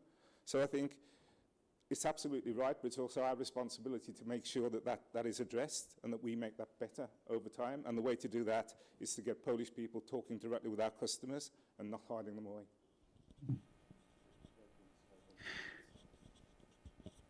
So I suppose we have the unfortunate experience of working with a lot of Polish bankers in our job. And I would definitely reiterate some of the points that the other panelists have made about the kind of direct feedback. You know, obviously I get this personally when we deliver projects to them. But I think one of the challenges in the Polish fintech market, which is what we tend to spend a lot of time looking at, is that people aren't ambitious enough, right? And maybe it comes from looking at this problem from a UK point of view, and maybe the UK is too insecure, but typically when a British business starts up, its view is that the UK is too small, right? That when I set up a business, it will serve everyone everywhere, because 60 million people isn't enough. If you look at the fintech segment in Poland, it's actually slightly underweight from a European perspective if you benchmark it against other European markets. And I think part of that comes from the fact that people tend to be a bit, I won't say inward looking, but happy to serve the Polish market, right? And maybe the UK is at the other end of the extreme, right? That you know, the domestic market is insufficient. But I think that insecurity has bred quite a healthy fintech scene here, because that ambition to grow more quickly and serve not just the UK, but you know, the wider regional or global markets does mean that, you know, people are constantly pushing themselves. So I suppose the challenge for the Polish market is to be more aggressive, right? To say, I will seek to serve a wider market. I will engage with, and one of the challenges that we've come across is that, you know, Polish people tend to like buying Polish stuff. Again, the British are really bad at that. You know, I don't care where it came from. So, you know, again, being more kind of outward looking, I don't mean that culturally necessarily, but from a technology point of view and from a customer and ambition growth perspective, I think would do wonders for the fintech scene in Poland. Thanks. There's a lovely question that's come in which I want to ask here, which is about, again, this is sticking with this point about the uncertainty avoidance, and it's about organisational structures, org charts. Poles feel that they need to know who is on the org chart. They have a neatly organised hierarchical structure from a junior specialist, senior specialist, going right up the rank. Whereas the UK businesses have a very flat hierarchy where the contacts between the very top and the workers are far more informal. How do you feel then about organisational charts? Is it the case in the tech industry that you require, or the tech workers require a ladder on which they know where they are? Who'd like to talk to that? Okay, I can tell you how Spirosoft is structured and how we cope with that. So actually we've taken more of a sort of international view on this. So the Spirosoft internal structure is very flat. You know, teams report into a project manager / Scrum Master. That Scrum Master reports into a business unit director, and that business unit director reports into basically a board member. So it might be COO or someone of equivalent. So very, very flat structure, and that structure is operated throughout the entire Spirosoft group. So we have approximately 820 people. We're in other countries, not just UK and Poland, but that is replicated right the way across. In terms of progression for the engineers, there are, of course, structures in place to allow those engineers and individuals to progress throughout their domain of expertise. And obviously they can, if they wish, they can move into different domains as they become more senior to give them a sort of wider remit. So training programs and mentorship, coaching. We have an internal academy which gives them training and support, not just in technical skills, but the soft skills, line management and that type of thing as well. So yeah, progression is important, but there's a clear route sort of right the way up to the senior levels, which is easily visible and everybody can see it. So that's kind of how we do it. Anyone else? Thanks, Kieran. Would you like to talk about that, given that GSK is a global corporation, big structures? How does it look at GSK? Yeah, so I think I'd agree with the initial premise. So certainly there's a desire to see clarity on an org chart, and actually there are some sort of HR ways of working that insist on a higher degree of clarity than I would have in, say, London or in the US. That said, we've actually had zero problems in moving to squads working across teams with UX in one reporting line, engineers in another, product management in another. So actually at a real day-to-day, how are we working, and the ability to move from where we were with waterfall to a much more product and agile-centric way of working, it hasn't been a barrier. I think I'd see it as a prerequisite that clarity needs to be there. Having provided the clarity, actually, I don't see any barrier to fluidity, having provided that initial clarity and certainty. And Michael, I'll add to that as well, won't I? Yeah, I think you're right. It's the day-to-day stuff that really matters. And I've seen cultures where they absolutely depend on a very strict hierarchy in there, and the management is in such a fashion that you can't really communicate through. I don't see that. Perhaps it's because we're a small company, Robert, that we've got set up a medium-sized operation. People know where they sit in that org chart, but they don't act like they sit in that org chart. If they're at the bottom of that, they still can communicate with the top layer very, very effectively, and that's really important on a day-to-day basis. Okay, thanks very much. Let's have a quick look on the chat. Is there any more questions? I think we should finish, Michael, because we have 15 minutes for the break, and then we've got a coffee break. Yes. Yes. So it's time for the coffee break, and it's 11:30. We have Dr. Peter Durkin from Innovate UK talking about connecting UK business to innovation. Okay, Michael, thank you very much. Thank you very much. So we've got 15 minutes for the break, and hopefully all of the microphones are going to work at the time. So we'll see you later. Yep, see you later.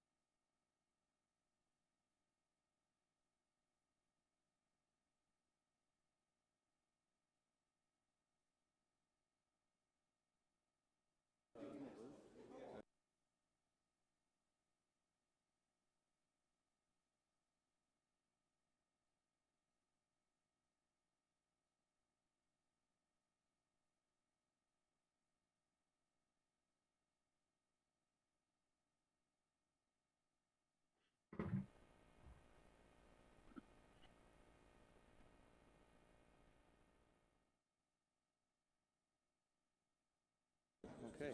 1, 2. Yes, we need to. Oh, okay. Okay, so everyone will be. Okay.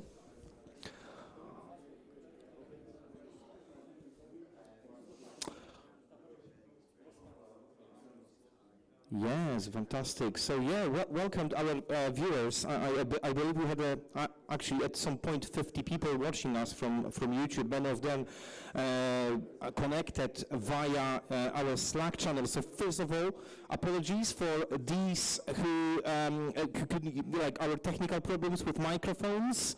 This is our first time we're doing the hybrid way, so we listen you. We will do improvement. This is now the break, so after our conversational interviews, we move and test things. I would like to encourage you to connect via Slack, engage with us, ask the comments and question. My name is Bart. I help to co-organize this event today, and I brought one of the speakers, Graham, just for us to have a little bit of backstage interview. Graham, how's the event experience so far? How's London? London's great, yeah, no, it's grey, isn't it? So it's normal to be grey in London.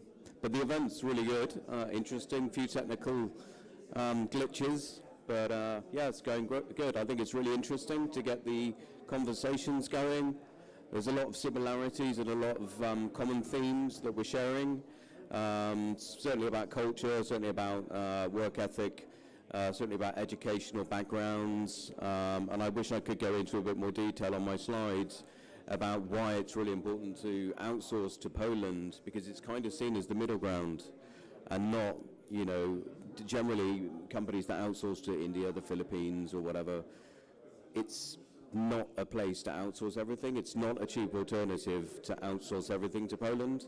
So focus on mission critical applications where you cannot afford to go wrong, because if you only get one chance, and a few years ago you could afford to pay less because you had more time. Companies don't have time, so it's really important to get that quality. So Poland is a quality play. The costs level out across the Western world, so I know that for a fact software developers get paid the same as they would in Leicester, for example. It's very similar, but the quality is higher. And on the face of it, you could say, but it's cheaper to outsource to India or the Philippines. But if it takes 5 times to develop it and get it back in the long run, you're actually saving money. But on the face of it, it seems more expensive. It is. Longer term, you're saving money.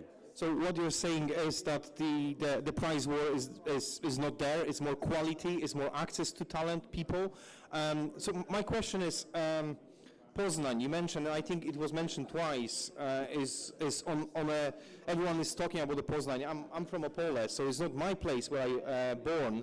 But tell us, you know, when you decided to go to Poland, and you decided to go to Poznan, was there any particular reason to go that? Is it just the access to people, you had a friendly environment of local authorities, or combination of both? We didn't want to go to usual suspects, and when I say that, I mean, you know, Warsaw, Wrocław, Krakow, and places like that, because they're really good places to be. They're really well connected. They're modern business service sectors, but they're saturated, so you have a high turnover of staff. So we looked for a hub that was majorly connected, which Poznan is, but you have less attrition, and that was really important for us to start something new, where we didn't want people that we train up and then they leave and go to another company. And that's a trend that's happening in Wrocław, Krakow, and Warsaw. So Poznan for us is kind of the untapped hub, and that was really important. And then again, the connectivity with the flights, there's 25 flights a week in and out of the UK, which is insane, low cost as well. It's 18 euros sometimes for a return ticket. No, that's fantastic. So it's going not for typical hotspots and finding your niche. That's really good. Another question is coming to my mind in regards of, you know, 2022 is coming. Okay, so what are the plans for your business, 2022 and beyond? Most of the businesses now are actually pivoted in this environment, new environment. Obviously, we're talking about working from home and having access to different resources. I believe, do you plan on expansions? What is in how your business, how the FlexDev business will look like 22, 23 and beyond? World domination. No, I think we need to be smart and we need to really understand that we're dealing in times of unforetold uncertainty with this terrible C word, COVID and the pandemic. And I think we need to start thinking smartly. We know that it's tough on the technology circuit right now in Poznan. The future will be hybrid.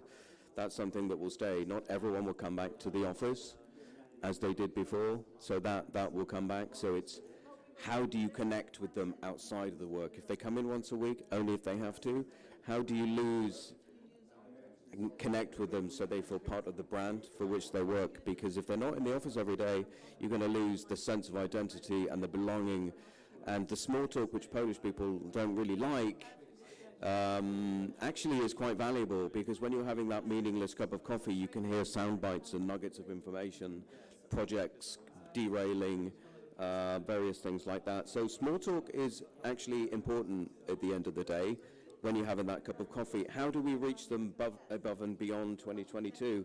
I think we need to be smart, and we need to reach them through social events outside of the office, because they don't want to come in. They've had a taste of freedom, of being remote, where they get up when they want and they just put their pajamas on their Spider-Man pajamas, and they work from home and everything's fine. And to get those people back to the office, it's not going to be easy. And in an ideal world, yes, we would like them there. The reality is it's not going to happen.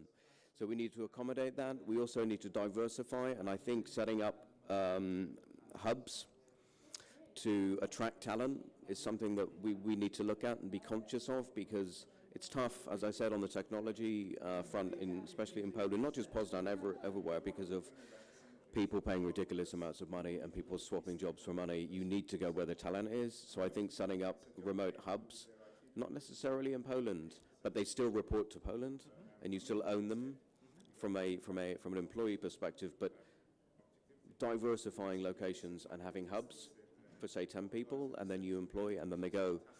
And I think that's going to be the biggest challenge. From a Next perspective, we're looking to diversify. It's growing exponentially online. It's exploding. If you look what Next are doing, it's in the public domain. This is not confidential information, but they're buying brands. They're buying new companies. They're reselling. They're becoming the next Amazon through total platform technology, which means that they can resell, click and collect. Someone can go in the shop and pick up the product. That is just going to explode and go through the roof online. 70% of revenue, this is in the public domain as well, is bought online. Pre-pandemic, it outweighed the 500 shops that they have in the UK. The habit and the trend of consumers is to buy online, and that's pre-pandemic. In the pandemic, obviously that went up, so we're looking at 70% acquisition online, and the rest in shops. Shops will not be obsolete or disappear. You will always need shops because they like that experience. But total platforms, Next, is just, they sell to 80 countries around the world, and 70% of their revenue is coming online. That's really interesting. So we expect to see growth in Poland, in Poznan especially. The challenge is finding the talent.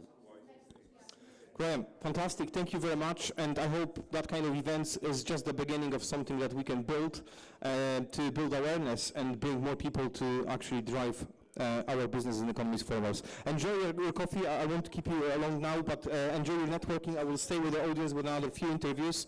Thank you very much once again, Graham. Dziękuję.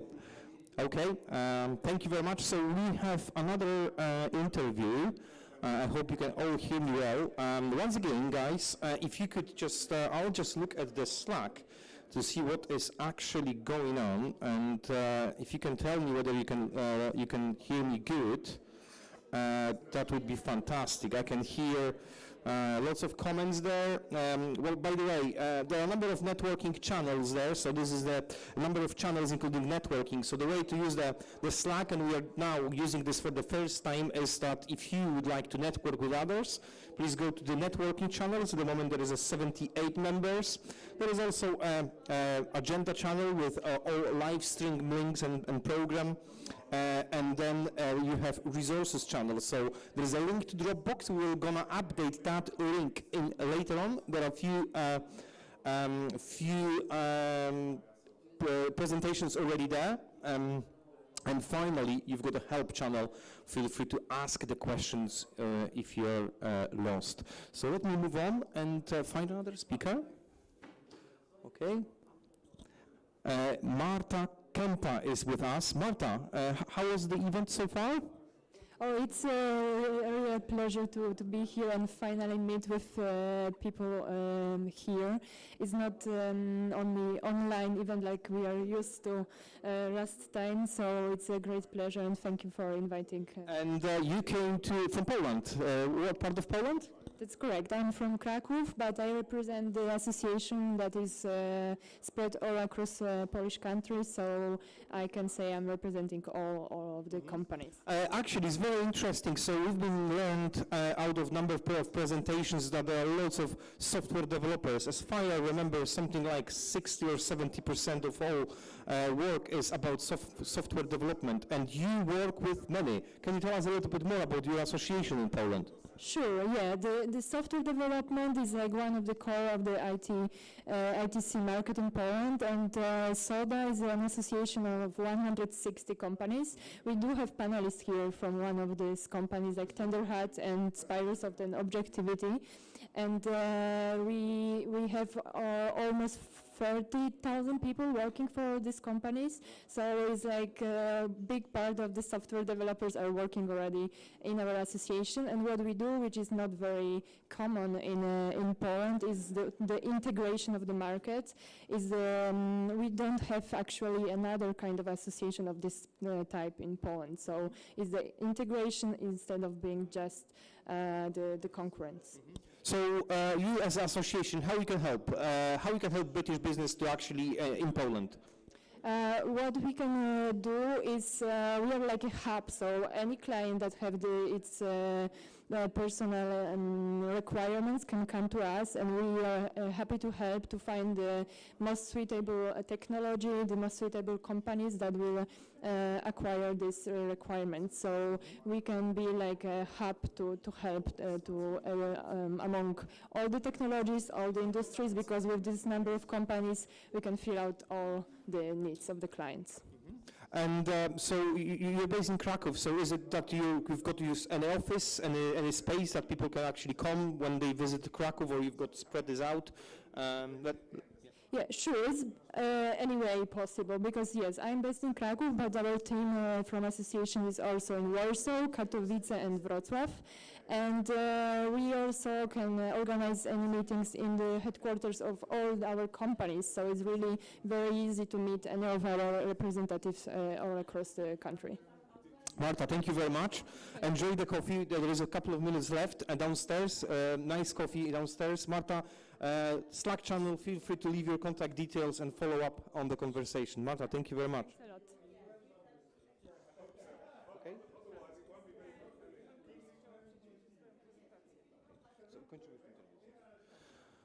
Okay, ladies and gentlemen, so we've got a couple of minutes left, so now let's wait for a few minutes once everyone will come back from downstairs, and we start next session, and next session will kick in probably about, let's say, 5 minutes time. Thank you.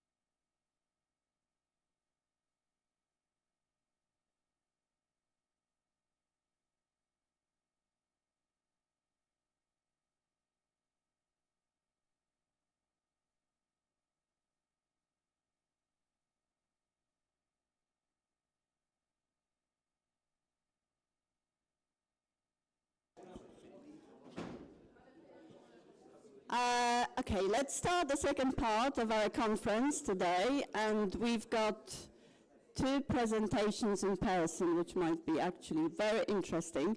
So I would like to introduce Dr. Peter Durkin from Innovate UK, who's going to give us a presentation connecting UK businesses to innovation globally. Thank you.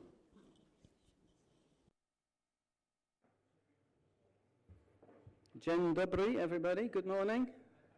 So already one thing I've learned today, what can I say? It's such a great opportunity to be here in a historical building like this, and face to face, of course, as well. We're all used to seeing each other on a screen, so it's great to be here, and also welcome, of course, to our Polish friends and British friends online as well. So thank you very much for the invitation, of course, and the opportunity to talk about the support we provide to UK companies and how we operate globally. That's the purpose of my talk.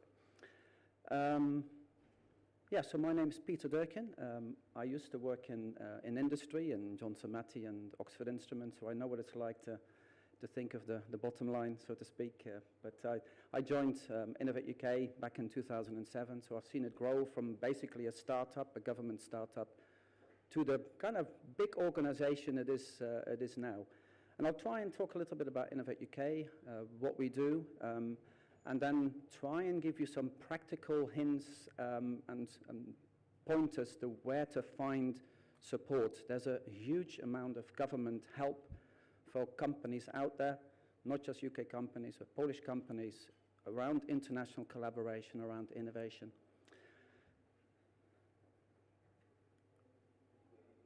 So who is Innovate UK? Who are Innovate UK? We like to think of ourselves as the UK's innovation agency.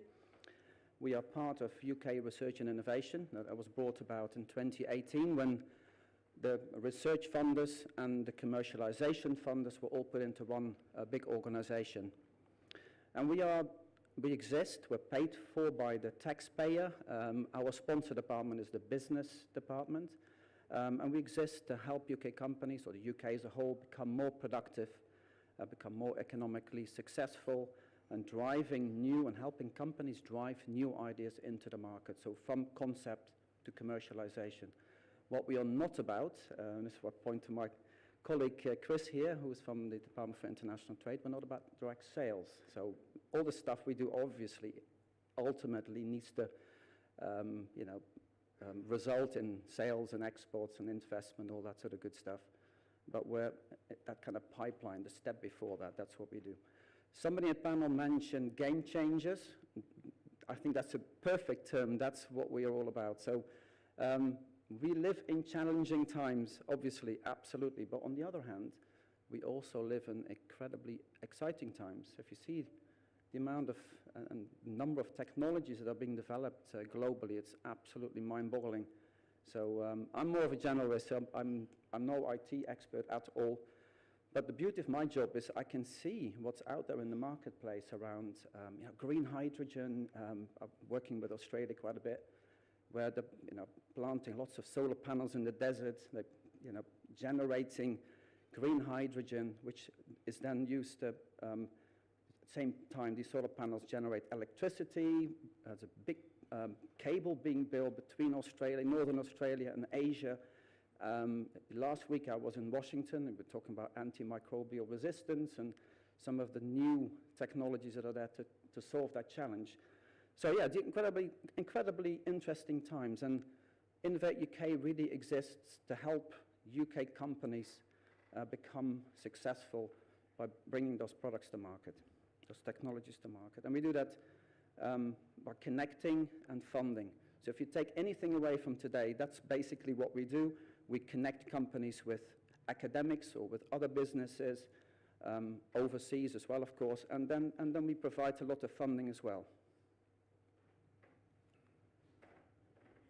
So I apologize for the detail on this slide, so I'm not going to talk you through all of this, but my slides have a lot of kind of information there. If you want to take it back home and click through it, there's a lot of links to further support and detail. It's just the nature of what we do. There's an incredible amount of stuff going on. But yeah, so Innovate UK, very broad package of support, and I think The key is it's really putting business first and saying, what do these companies actually need to bring these technologies to market? So on the one hand, if you were a small company, you want to do some R&D, there's grants for single companies available. If you wanted to work with the university or maybe with other partners, there are grants available. There are innovation loans if you're already quite close to commercialization, so they're quite favorable terms. We help companies access public procurement through SBRI.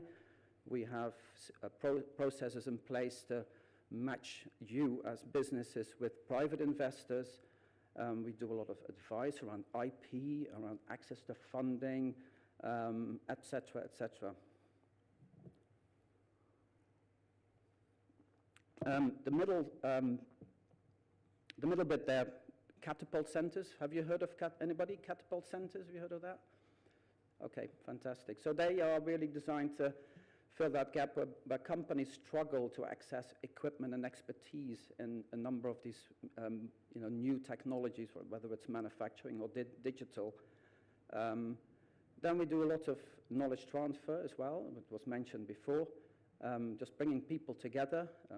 It's no point having funding if you can't bring people together. So we do a lot of work, and this is not unique to the UK. All the European structures, Poland, exactly the same thing. It's important we bring people together and then provide funding as well. So that, connect and fund, if you think about it that way, that's basically what we do. And then on the right, some global activity, and that's going to be the rest of my talk. So much like we do domestically, where we connect companies with academics and then hope that they produce these new technologies and bring them closer to market, in a similar way, that's what we want to do globally as well. So we have mechanisms in place to connect companies with overseas academics, and I'm going to talk a little bit about what those mechanisms are. We work very closely with government departments, lots of institutions, university bodies, etc., and particularly internationally, obviously also work closely with DIT, the Department for International Trade, and our colleagues in the embassies and high commissions who have a responsibility for science and innovation. So in some ways, this is the kind of nub, the heart of the talk in many ways. What I didn't want to do is keep it really top level and talk about strategies and all that sort of stuff. Here are some actual opportunities that you as a business, you can look at and say, okay, yeah, here is something, there's a funding competition here that's just right for me. Or yeah, there's some work here we're doing with a particular country, that really hits the mark. So the top one, if you go back a couple of slides. So all of this support, and we're talking about hundreds of millions of pounds a year in support, that in principle is available to overseas companies as well in two ways. One, if you base yourself in the UK, of course, you become a business registered in the UK, all the support will be in principle available to you, maybe with some national security restrictions, which are becoming increasingly important for obvious reasons. We've sort of inferred it in previous talks. The other way is, if you were not prepared to base yourself in the UK, Polish businesses can still be part of all those project structures. And you'll see that in later with my talk. Again, bringing people together, so there could be consortia that you could form. They probably have to be led by a UK company. I don't think a Polish company could ever lead a project and bid into our competitions. But if you find the right project, you can still benefit from being part of that structure where a lot of IP is generated and links. And talking about skills as well, all of this work is relevant for skills as well. All this new development, new projects, new technologies gets the brightest and best to the table. So it helps with that as well.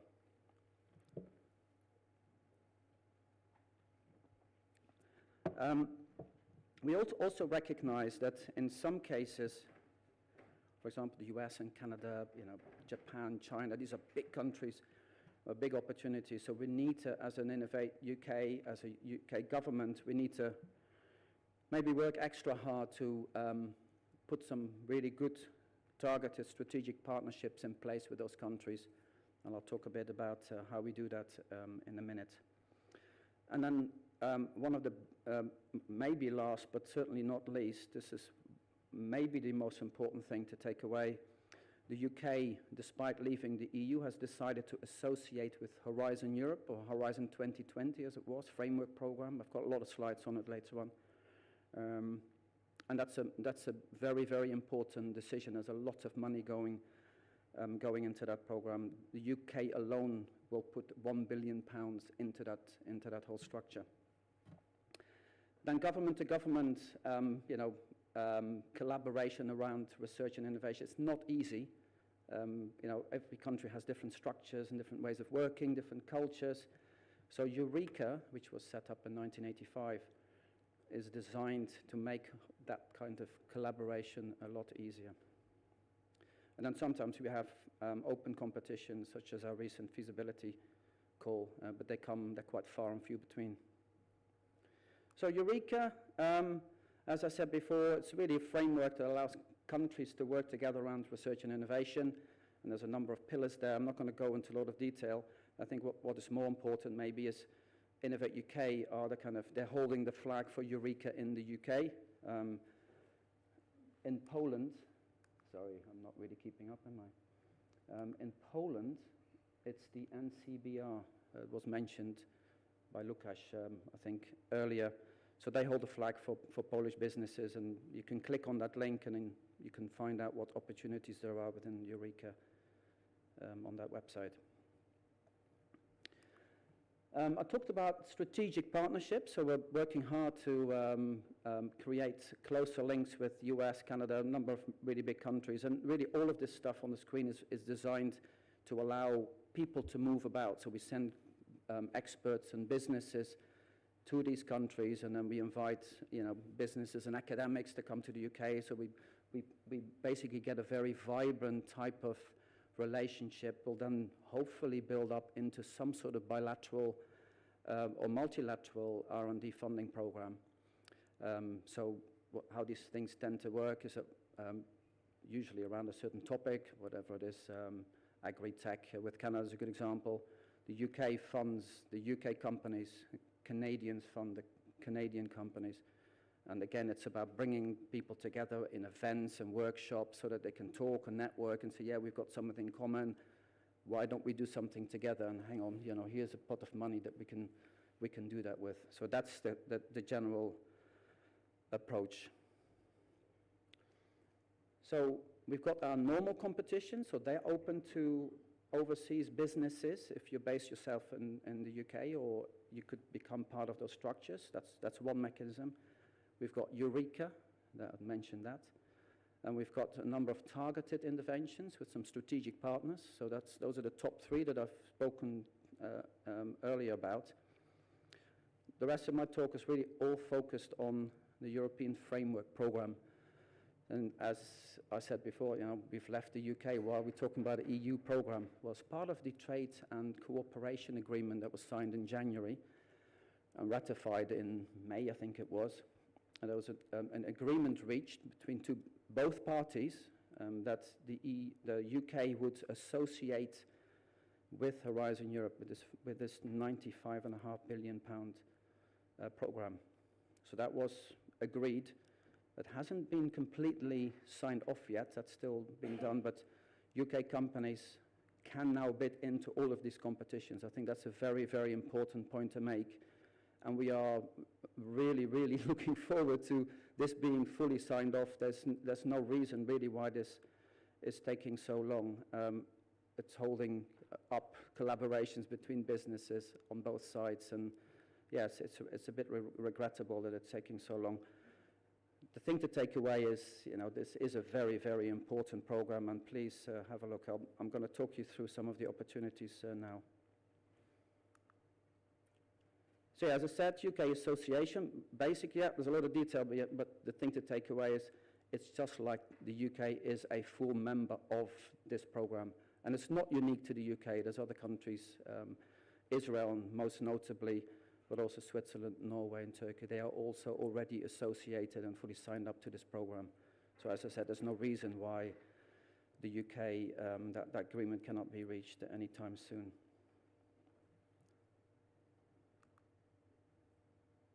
So as I said, big opportunities, 95.5 billion. UK alone is putting 1 billion. But if you think about what I explained about, bringing people together and connecting and funding, it's like, this is on steroids in many ways, and obviously across the whole of the EU structure. So it allows you, as a Polish business, to work with UK companies, maybe not just exclusively, but maybe with a German partner or a Greek partner, whatever it is. Some really, really good opportunities.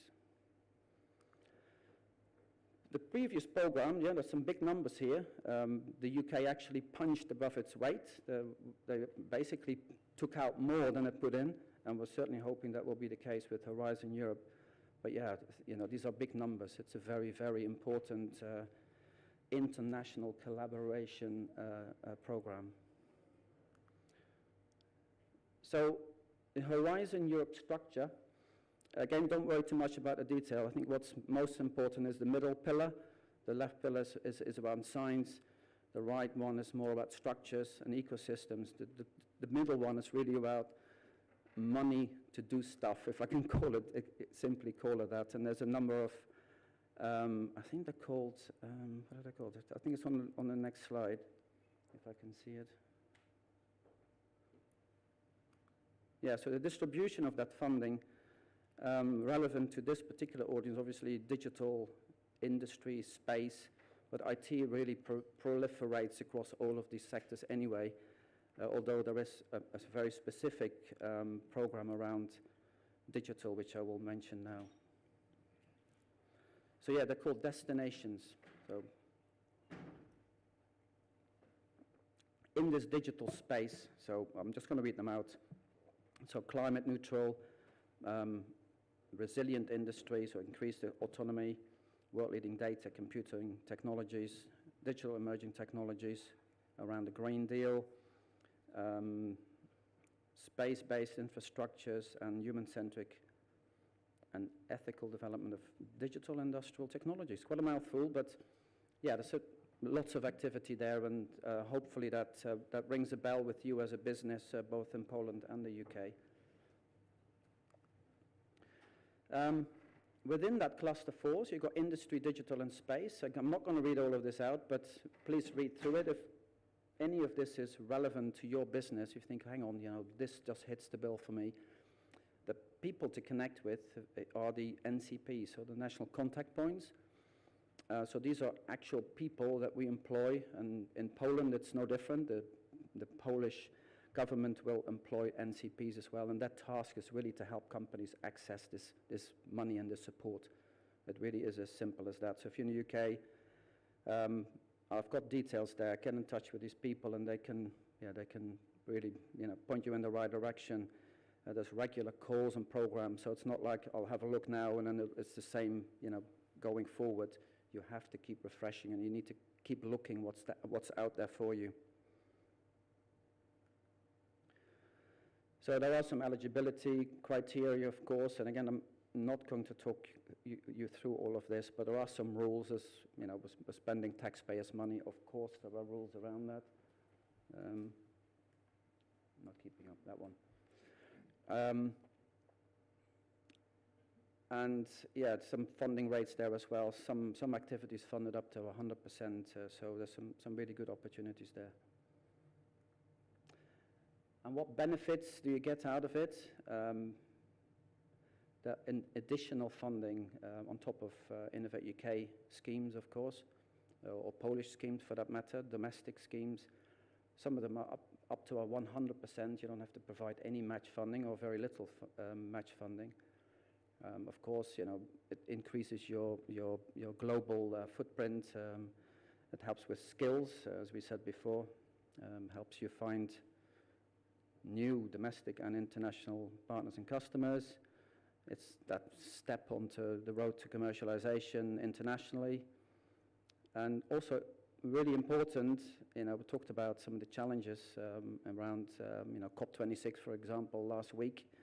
Now, you're contributing to solving those challenges. What better way, what better thing there is to get out of bed for. You have access to the latest technologies, of course, and in some cases, you also, as a business, it allows you to influence government policies and standards and regulation, and it creates jobs, not last but certainly not least. Okay, I'm nearly coming to the end. Some very specific opportunities. So I mentioned that we connect and fund. So like Innovate UK, European structures are also designed to have these briefing events, and you can register and you can participate virtually, and you can just listen to what's in there. You can make contacts. In some cases, there are matchmaking events as well. So again, connect and fund. Remember, that's, we connect people.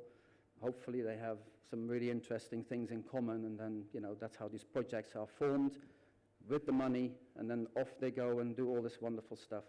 That's really the broad approach.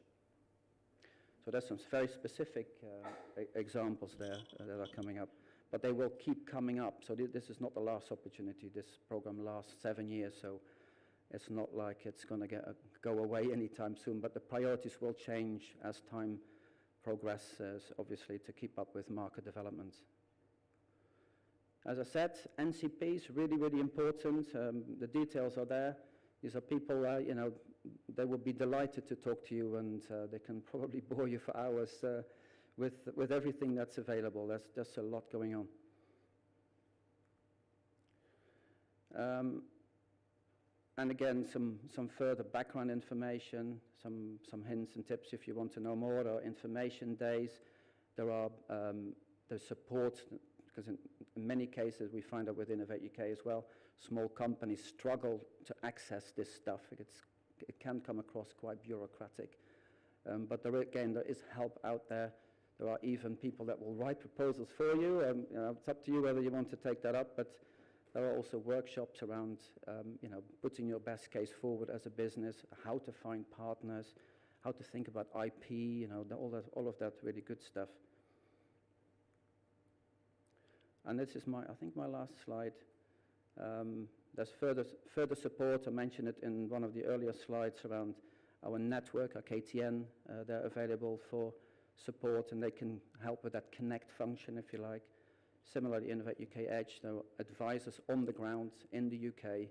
They very often sit side by side with our DIT colleagues, and they talk to businesses all the time about their innovation needs, and sometimes we can say, oh no, this is more of a DIT thing, but there is a lot of advice out there.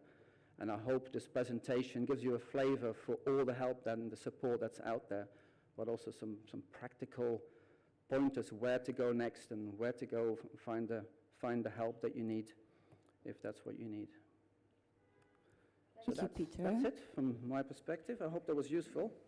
Yes, thank you. I think we did find it very useful. So thank you very much for coming over. And now I would like to ask Dr. Chris Moore from Department of International Trade to tell us more about the possibilities for Polish companies here in the UK. Thank you very much, Eva. And thank you also, Peter, for that fantastic introduction to Innovate UK. My name is Chris Moore. I'm a technology specialist working for the Department for International Trade. In that role, I support companies that are looking to come to the UK for the first time, or if they're already here, to expand their existing business. I also do work with UK companies trying to export as well. I cover a number of different technology areas, but it's basically across the software spectrum. So areas like AI, data science, enterprise software, cloud computing, IoT, smart cities, cyber. So hopefully there's something amongst that group of threads that is of interest to this audience. Today, what I'm going to try and do is give you a quick overview of why you would want, as a Polish company, to come and explore opportunities in the UK. And if we could have the first slide, next slide. Or I could do it myself even, that would be good. Okay, so I think one of the reasons that the UK is an important market for Polish companies is just the size and the opportunity to find customers that are not only based in the UK, but have access to the rest of the world.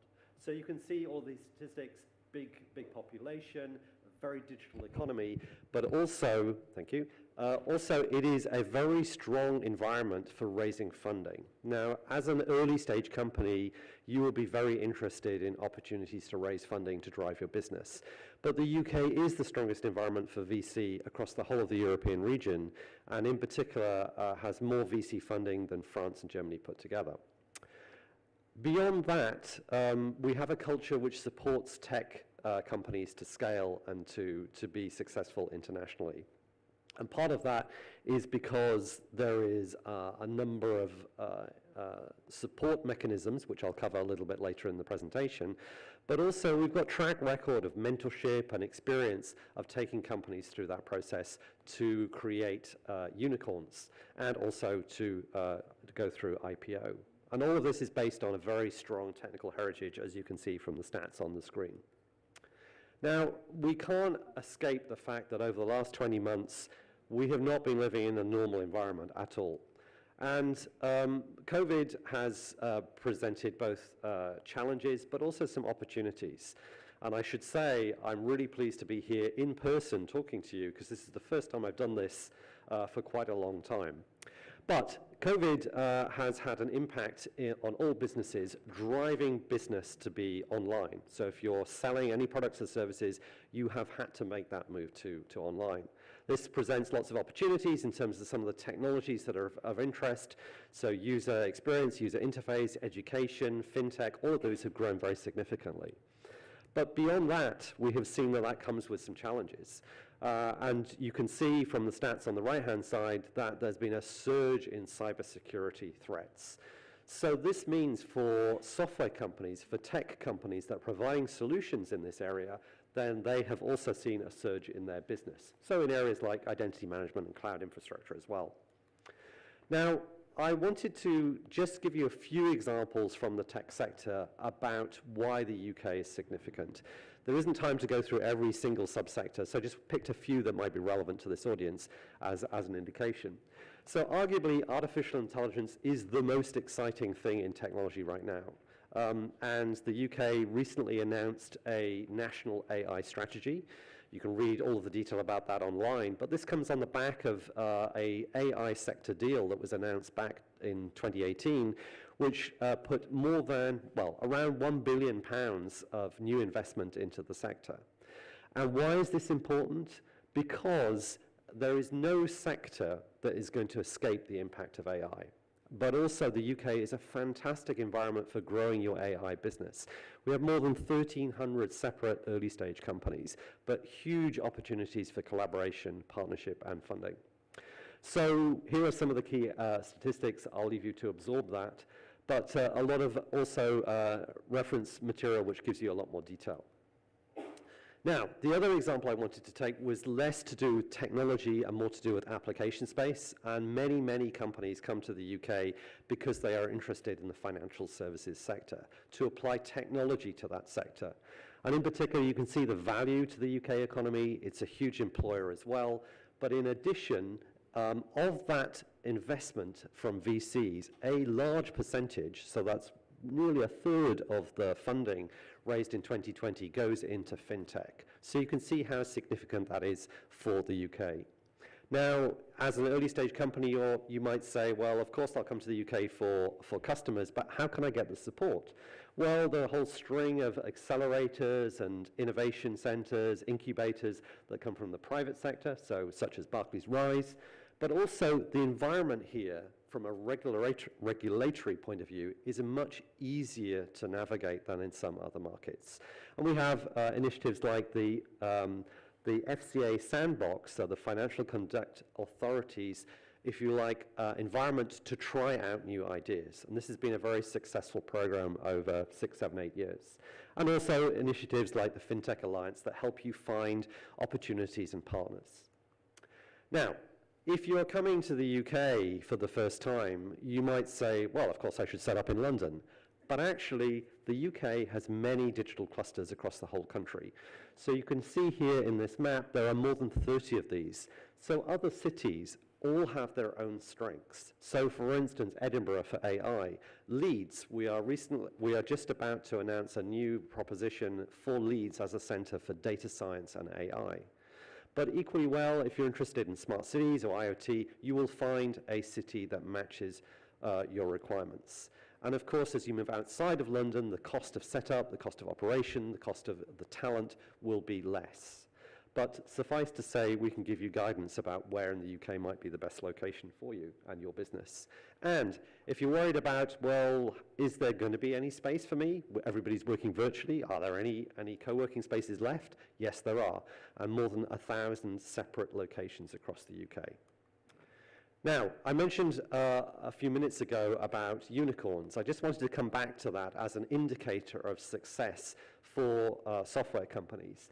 You can see here from the chart that the UK is the strongest in Europe, and the rate of increase of unicorns is also significant. So there is something unique about this ecosystem which supports those tech companies to grow. But another measure of this is to talk to the entrepreneur community and ask them where they think the right place in Europe is to set up. And this is data that comes from EU startups. They do this as a regular survey, and they highlighted London, and London as a proxy for the whole of the UK as being the preferred location for entrepreneurs and startups to grow their business.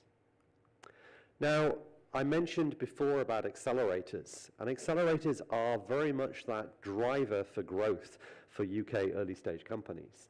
So if you come to the UK and you want to join an accelerator program, there are many, many to choose from. So those that are in London that have been around for a while. So EF, for instance, which focuses on data science and AI, BGV, which focuses on sustainability. But of course, we have them across the rest of the country. And I don't want to go into a lot of detail, except to say centres like Codebase up in Edinburgh, which is the UK's largest centre for technology companies acting as an incubator. And increasingly over the last few years, we've seen the growth of sector-specific accelerators and incubator programs.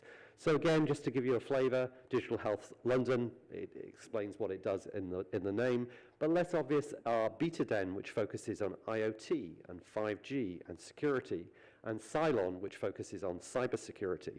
So many, many choices. And all of this is complemented by the corporates. And increasingly in the last 5 or 10 years or so, those corporates have all established their own incubators or accelerator programs. Lots of different styles and approaches. So well-known names like Wyra, which comes from Telefonica, which has a presence right across the world, but a very strong presence in the UK, running around 7 or 8 separate programs, but also across other areas of technology. So from BMW, from Accenture, from John Lewis Partnership in retail, many, many choices. And our role in DIT is to help you to navigate that environment to find the right accelerator or incubator program for you. And if you're a larger company looking to work with startups, again, we can do that in the opposite way round to help you navigate that environment to look for partners. Now, the UK government also supports growth programs through TechNation. TechNation is the network for entrepreneurs in the UK. They have regional offices and they support entrepreneurs on a day-to-day basis with growth programs like Upscale and Future 50, which are trying to create and support the next generation of unicorns. But perhaps more interestingly for this audience is the sector-specific programs on areas like cyber, AI, fintech, and the newest program, which is Net Zero, which is focused on sustainability. So helping companies that have got technology in clean growth and energy to be successful as well. They don't provide money like some of the other accelerator programs do, but they provide guidance, help, mentorship, and routes to market. Now, of course, as early stage companies, you'll be very interested to find out ways of raising funding. Well, here are some of those options. We have in the UK all the obvious things you would expect: seed funds, business angels, VCs. I just mentioned how significant the corporates were, and many corporates do have their VC offices in the UK. And of course, to access all of that funding, you generally need to have a UK presence. But there is a lot of help available today. You know, you can go and look at some of these websites. So the British Business Bank gives a lot of detail about how to access that funding. But equally, TechNation has a lot of advice for entrepreneurs. And all of that is free to access. One I would highlight also is the Entrepreneur Handbook. It's independently produced, but it has long lists of VCs, funding agencies, and business angels. So a very useful, easy to access resource. And of course, all of this can be accessed with help from DIT. Now, you heard Peter talk earlier about funding mechanisms, and I don't want to reiterate what he said, except to highlight there are tax breaks if you do R&D in the UK. So as a small company, for every £1 that you spend on R&D, you can put £2.3 against your corporate tax liability. Equally well, if you file patents, there's the patent box incentive, which helps reduce the level of corporation tax that you would pay with revenue associated with that innovation. You heard Peter talk about UKRI and Innovate UK. Just to say there are many different mechanisms, and there isn't time to go into a lot of detail, except to say that Innovate UK is absolutely the go-to agency for finding out more about that, and Peter, I'm sure, will be able to fill in and connect you in that respect. I just wanted to highlight the Industrial Strategy Challenge Fund, however, which also comes from UKRI and has 4 grand challenges and around, I think, 23 challenges that are grouped under these grand challenges. And here's just a selection of them. But as you can tell, they're looking at longer term innovation. So really tackling some of the great societal problems, be it around clean tech, around self-driving cars.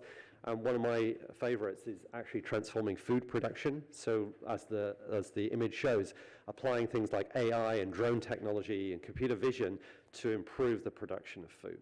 So many, many options. And again, Innovate UK, UKRI, and DIT can certainly help you to navigate this whole landscape.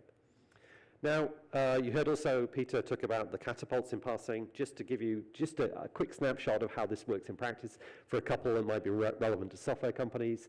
The digital catapult, as Peter described, is that means of mechanism of helping companies to work with universities, small companies to work with large companies, and to take those products and services to market. So they focus on areas like 5G and immersive technologies. And then in the smart cities transportation arena, there's the Connected Places Catapult, and they work with governments, not just government agencies in the UK, but around the world, helping companies to take their smart technologies forward. But of course, we have others, and there isn't time to talk about all of these, but in manufacturing particularly, I think might be relevant, and also in energy. Now, also, as you begin to build your company and you're looking perhaps to create an entity in the UK, one of the things that will be absolutely critical to your success is talent. And I'm pleased to say that the UK is very good for talent. UK is 4 of the world's top 10 universities, but what's more important, I think, is what's in the next 100. There are many UK universities, so places like Manchester and Edinburgh that are also very strong. But as you begin to build your business, it's not just about those hard tech skills. It's about the softer skills. It's about sales. It's about business development, marketing. And again, the UK is very well served for those skills. We have many other mechanisms to help you grow your talent pool, so master's programs and the ability to bring in talent from around the world through mobility schemes, and again, Peter alluded to some of that as well, and also a number of mechanisms and resources to help you attract the right kind of talent. So things like Silicon Mill Roundabout, which is a recruitment fair that takes place in London, to Talent Scotland, which helps you to access the Scottish talent base. And coming towards the conclusion of the talk, what I would say is that DIT is here to support you on your journey. So if you just want to understand how the UK functions, you're thinking about setting up, we can certainly help you. If you're a larger company with a presence here looking to grow, we can help you. But as you come to the UK and you're then thinking about using the UK as a base for other markets, say North America, the Middle East, Africa, India, Latin America, we can help you there because we have 100 offices or more across the world. Many of these services are free of charge, and we are really trying to help companies be successful in their own businesses.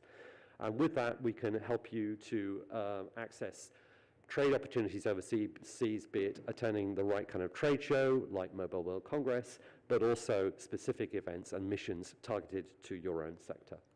And with that, I'd like to thank you for your attention, and I'd be very happy to answer questions later. Thank you. Thank you very much, Chris. And now we've got our second discussion, this time with Polish firms who want to expand their operations. So I would like to invite Robert and Andrzej here to the table, and the rest of participants and the moderator, Michael Dębiński, will be joining us online.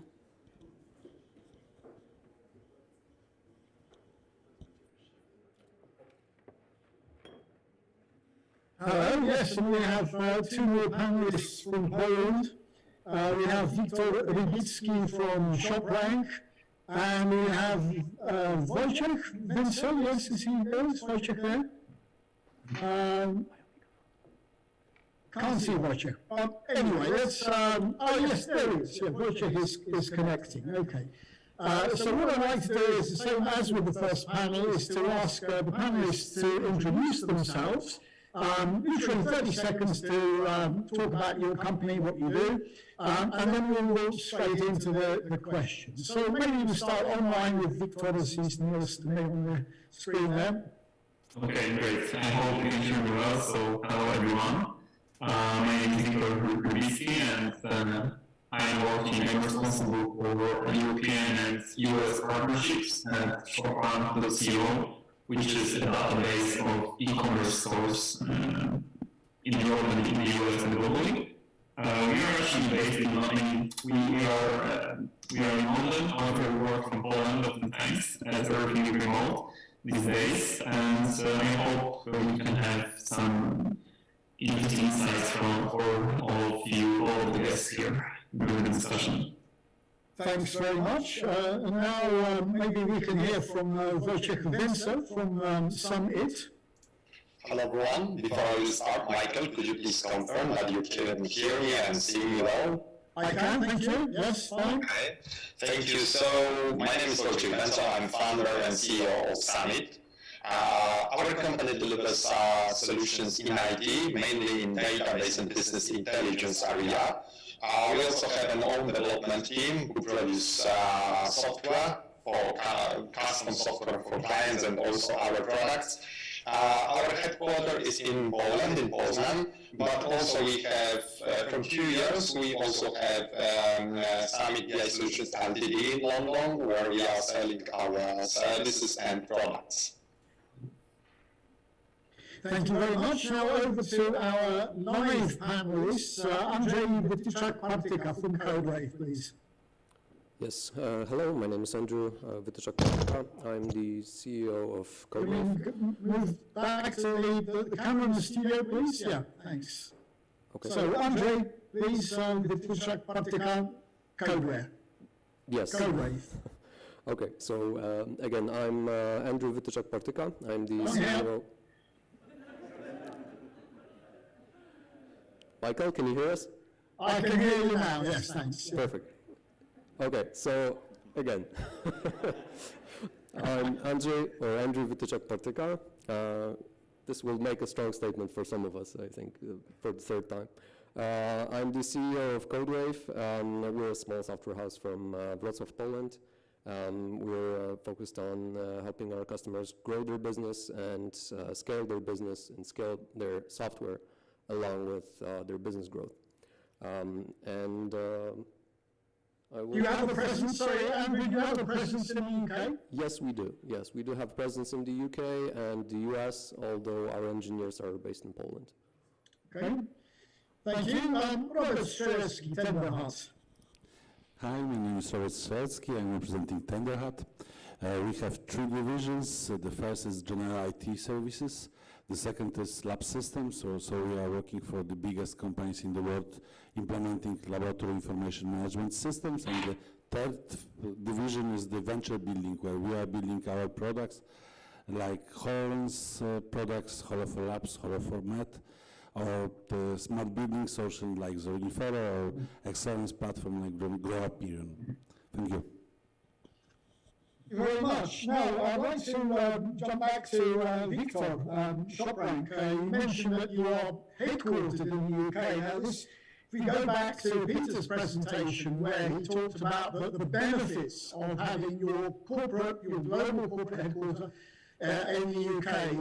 What were the decisions that, what were the factors that led to your decision to set up your headquarters in the UK? Although obviously the back office is in Poland, but using the UK as a springboard to global markets, is that part of it? So overall, our customers are basically from all around the world, and of course, like the UK, London is, let's say, the hub for all over the world. If you look at Europe, right? So in a sense,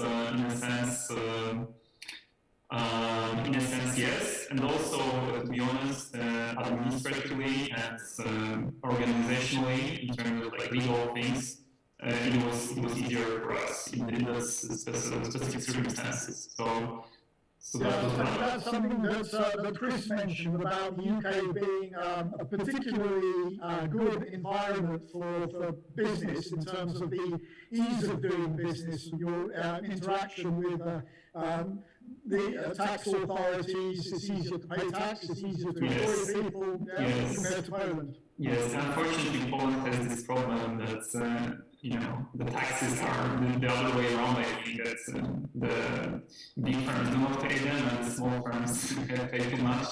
So yes, of course, I mean, there are different ways to do your business in a socially responsible way, which we do, of course.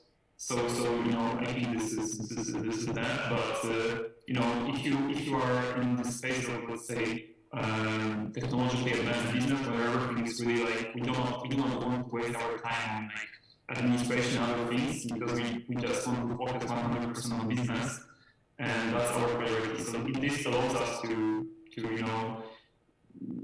also hire people in different ways, like to be more effective in what's important and not waste time on these matters.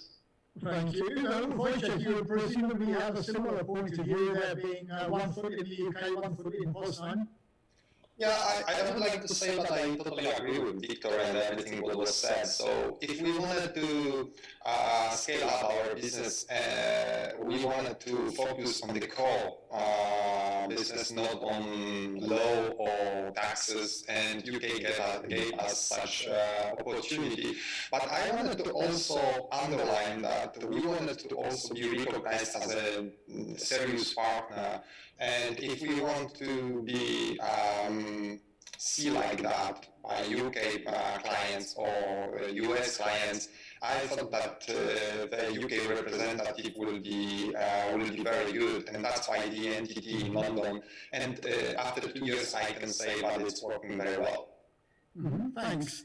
If we go over to the studio, I'd like to pick up on the point that Peter was making about the research and development funding that's available in the UK. Can I ask? Can I ask Robert to talk about those R&D projects that the DIT mentioned? Whether that's at all interesting, whether you do that through Poland. How does collaboration on R&D look? So if we can jump back to the embassy camera, please. So, we don't have right now an entity in UK. We have more exotic entities like in mainland China, where we're supporting our on-premise implementations. But if we're talking about products and how to grow products, and also the trust and credibility, because you told that you need this UK entity to be more trustable for the customers. I think we should choose it a different way. We are listed on the Warsaw Stock Exchange, and this exactly gives us a lot of credibility in the eyes of our customers, but also have entities in the US or China, like I mentioned before. But if we're talking about products, our products right now also trying to reach investors in Poland, and this ecosystem is also growing. We're thinking about the UK as a really important place for us, and also our chief sales officer, Bob, is located here, so is showing that the UK is more and more important for Tenderheart Group. and I think both countries, UK and Poland, give startups a lot of ways to grow, to scale, and to get supported. Also, I think, like we spoke about Innovate UK, there's the PITA, so Polish Investment and Trade Agency, which helps us a lot growing on the different countries in the world. So I think both countries are supporting us very well. Can I just stick with you there for a second, Robert? And you mentioned Bob. It's very interesting listening to Bob in the first panel. Another well-known Polish company, Future Processing, their sales operation in the UK is headed up by a non-Pole, by a South African. But she finds it much easier to communicate to the British buyers. So I think that what you've done as Tenderhut by having a British head of sales for the British market is probably the right strategy there. Exactly. For British market is responsible Eva Krydowska in our company. Bob has a lot more strategic position because he is responsible for the whole our presence on the global worldwide.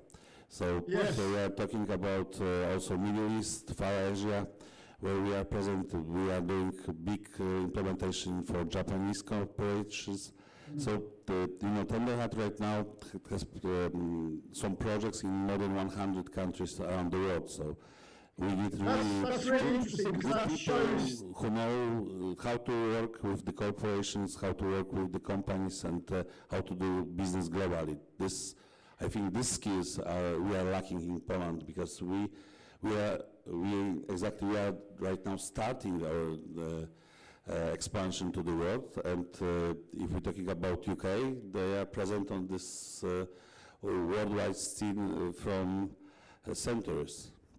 Yeah, absolutely. I think what you've done is you've highlighted here the UK's biggest advantage in terms of being a global springboard to those markets. That it's not just the venture capital, it's not just the IT talent, but it's those pathways into markets, North America, Middle East, Far East. So thanks very much for that. Andre, from Co-Wave, can you tell us a bit about whether you do any R&D activities in the UK, whether you're benefiting from those advantages that the DIT has mentioned from the point of view of patent box or tax incentives to do your research and development in the UK? Thanks for this. No, we are not, unfortunately. Our UK office was just set up a couple of months ago. We do use similar solutions in Poland that are offered by our analogy of the DIT, I guess, just as you mentioned. So there is government support in Poland as well that we are using, and the R&D funding or the IP box and such solutions that we use are available there as well.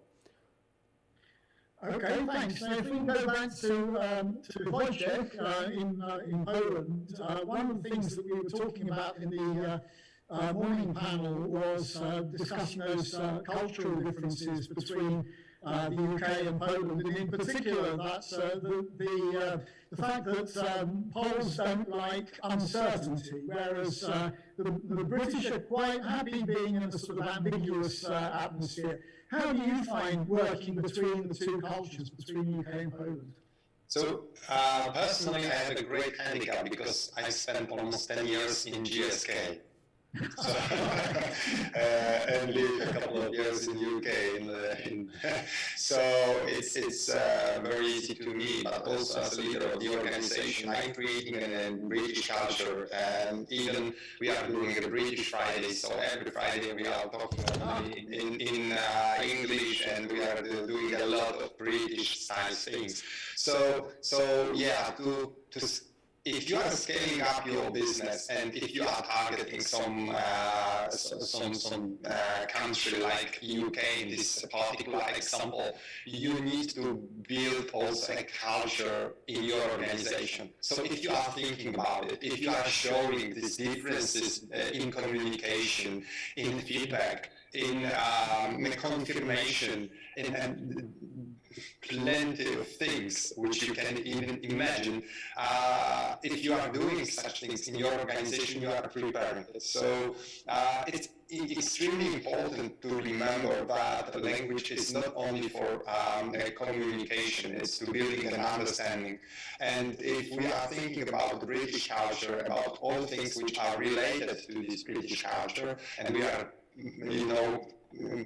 putting it to our company culture, you are preparing whole team to work and to be able to cooperate on high level with British customers, and I think it works. And nonetheless, we have to remember that UK is not the one way. So because UK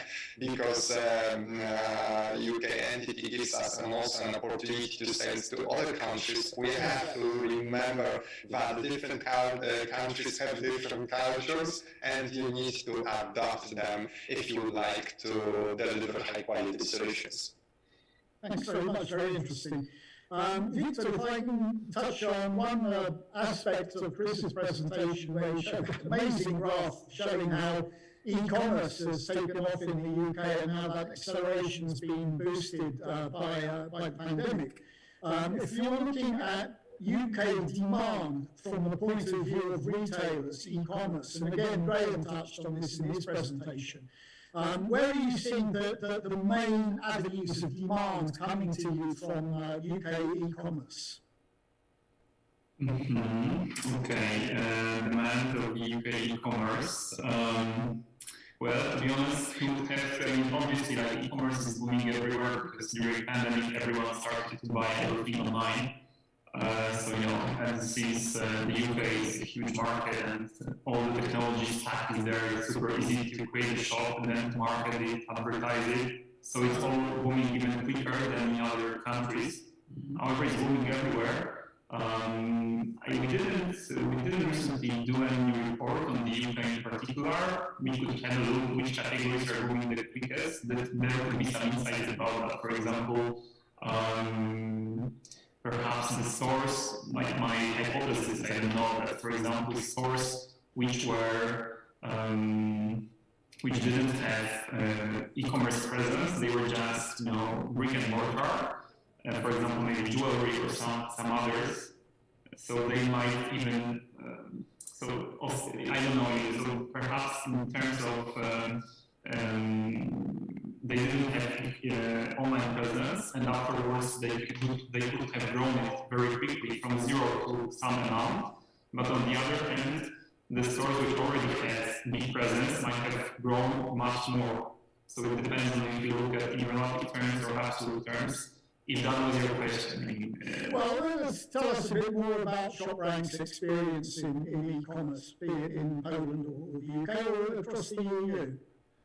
So we've, for example, this year, it's always in technology in that way that it's the most important is to be before the wave comes. So if you prepare some technology, you work on this, and then the wave comes, then you are on the top. We were lucky that basically ShopRank was founded already 4 or 5 years ago, where no one was thinking about e-commerce seriously. And we worked with customers, we basically improved the product. And now when the wave came, we were lucky enough to basically have a good product already. And we see interest from big firms in Eastern Europe, in Britain, and from global firms from the US. So for us, it's fairly independent. I mean, however, somehow due to previous customer base in Europe, we've had more, usually from recommendation clients from Europe. So Europe, it's a big topic, So overall, everyone is getting huge investments, like Turkish Allegro or Turkish, they got like 1 billion euros investment, so there is huge dynamics there, and everyone is figuring out different things how to do it. Amazon opened in Poland recently, so it's a lot of happening, and depending on what's your business, it's important to know how it impacts you, right? But of course, there is a lot of opportunities, and many say that even though we think it's a huge boom, then we are actually at the very start of it. That is just a small beginning. That will basically, so that's the overall answer, general answer. There's one thing that we can see as the British Polish Chamber of Commerce, which has really been driven by Brexit, that e-commerce between the UK and continental Europe has been hit rather hard. And that the answer for UK e-tailers is to set up fulfillment centres in continental Europe, and also continental European e-tailers who are interested in reaching British consumers to set up their fulfillment centres in the UK. Yes, so for sure there is definitely impact in that sense. I don't know about the space, so I cannot tell you much, but obviously in that sense there must be differences. Of course, from the legal perspective, there are some differences in the way in which you can reach out to customers, if it's in the UK or in Europe. So there's a lot of impact of Brexit is in different ways, is visible in different ways. However, I don't know much more about what you asked actually. So. All right, okay. So thanks. Let's go back to the embassy then. And one thing I want to talk about is something again that we mentioned, looking the other way, looking at the fact that Poland is not a one-city economy. It was very interesting what we heard from Chris in particular about the way that these incubators, accelerators, catapults are located across the UK. So, Andre, Robert, when you look at the UK, the map of Britain, how do you see the rest of the UK outside of London? Are these places that you want to be? These places that you want to collaborate with, do projects with, or are you rather London-centric? Okay, so I can start since I have the microphone. We are not specifically London-centric. We have been talking to customers outside of London and Manchester, Liverpool, and these talks have been very interesting and some of them even successful. However, the majority of the interest is from London, so that is true. Robert? I don't know exactly how they are spreading in our company, but we don't have any focus that we need the customers from London. So I think each the city in UK is okay for us, like in US or Northern Europe, Western Europe. I think we are mostly looking for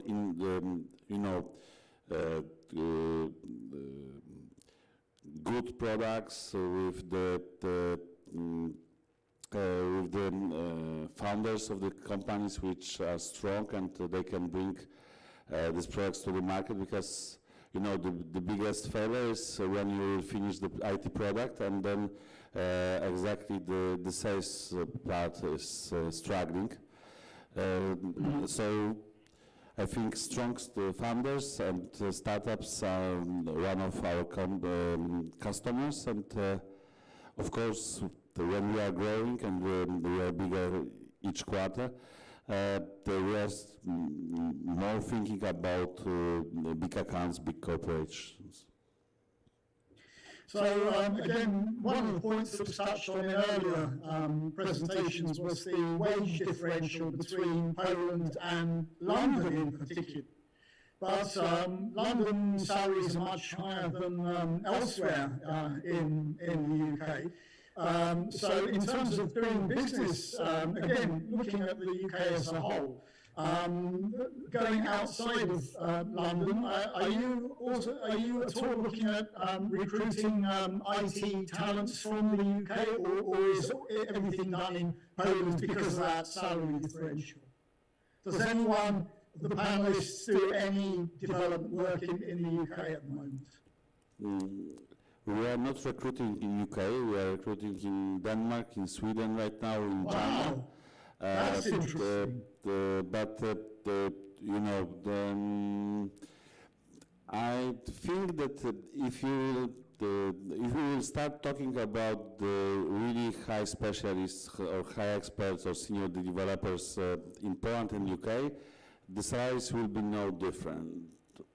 Wow. The difference will be, I don't know, 5–10%, because salaries in Poland are growing really high, and I think what you can expect that I think in Poland we are more focused on the math, and it's why we are creating a lot more engineers than anywhere else in at least Central Europe, and you can expect the very good quality of the engineers, and also that they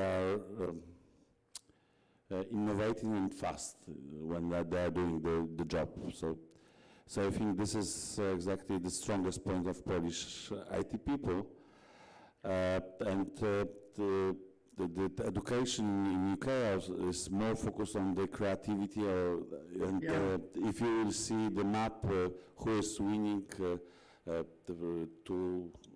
presentation before us was the presentation about the Horizon, and if you will check the map, who is winning Horizon, it will be really empty space in Poland, or a few comparing to thousands in UK.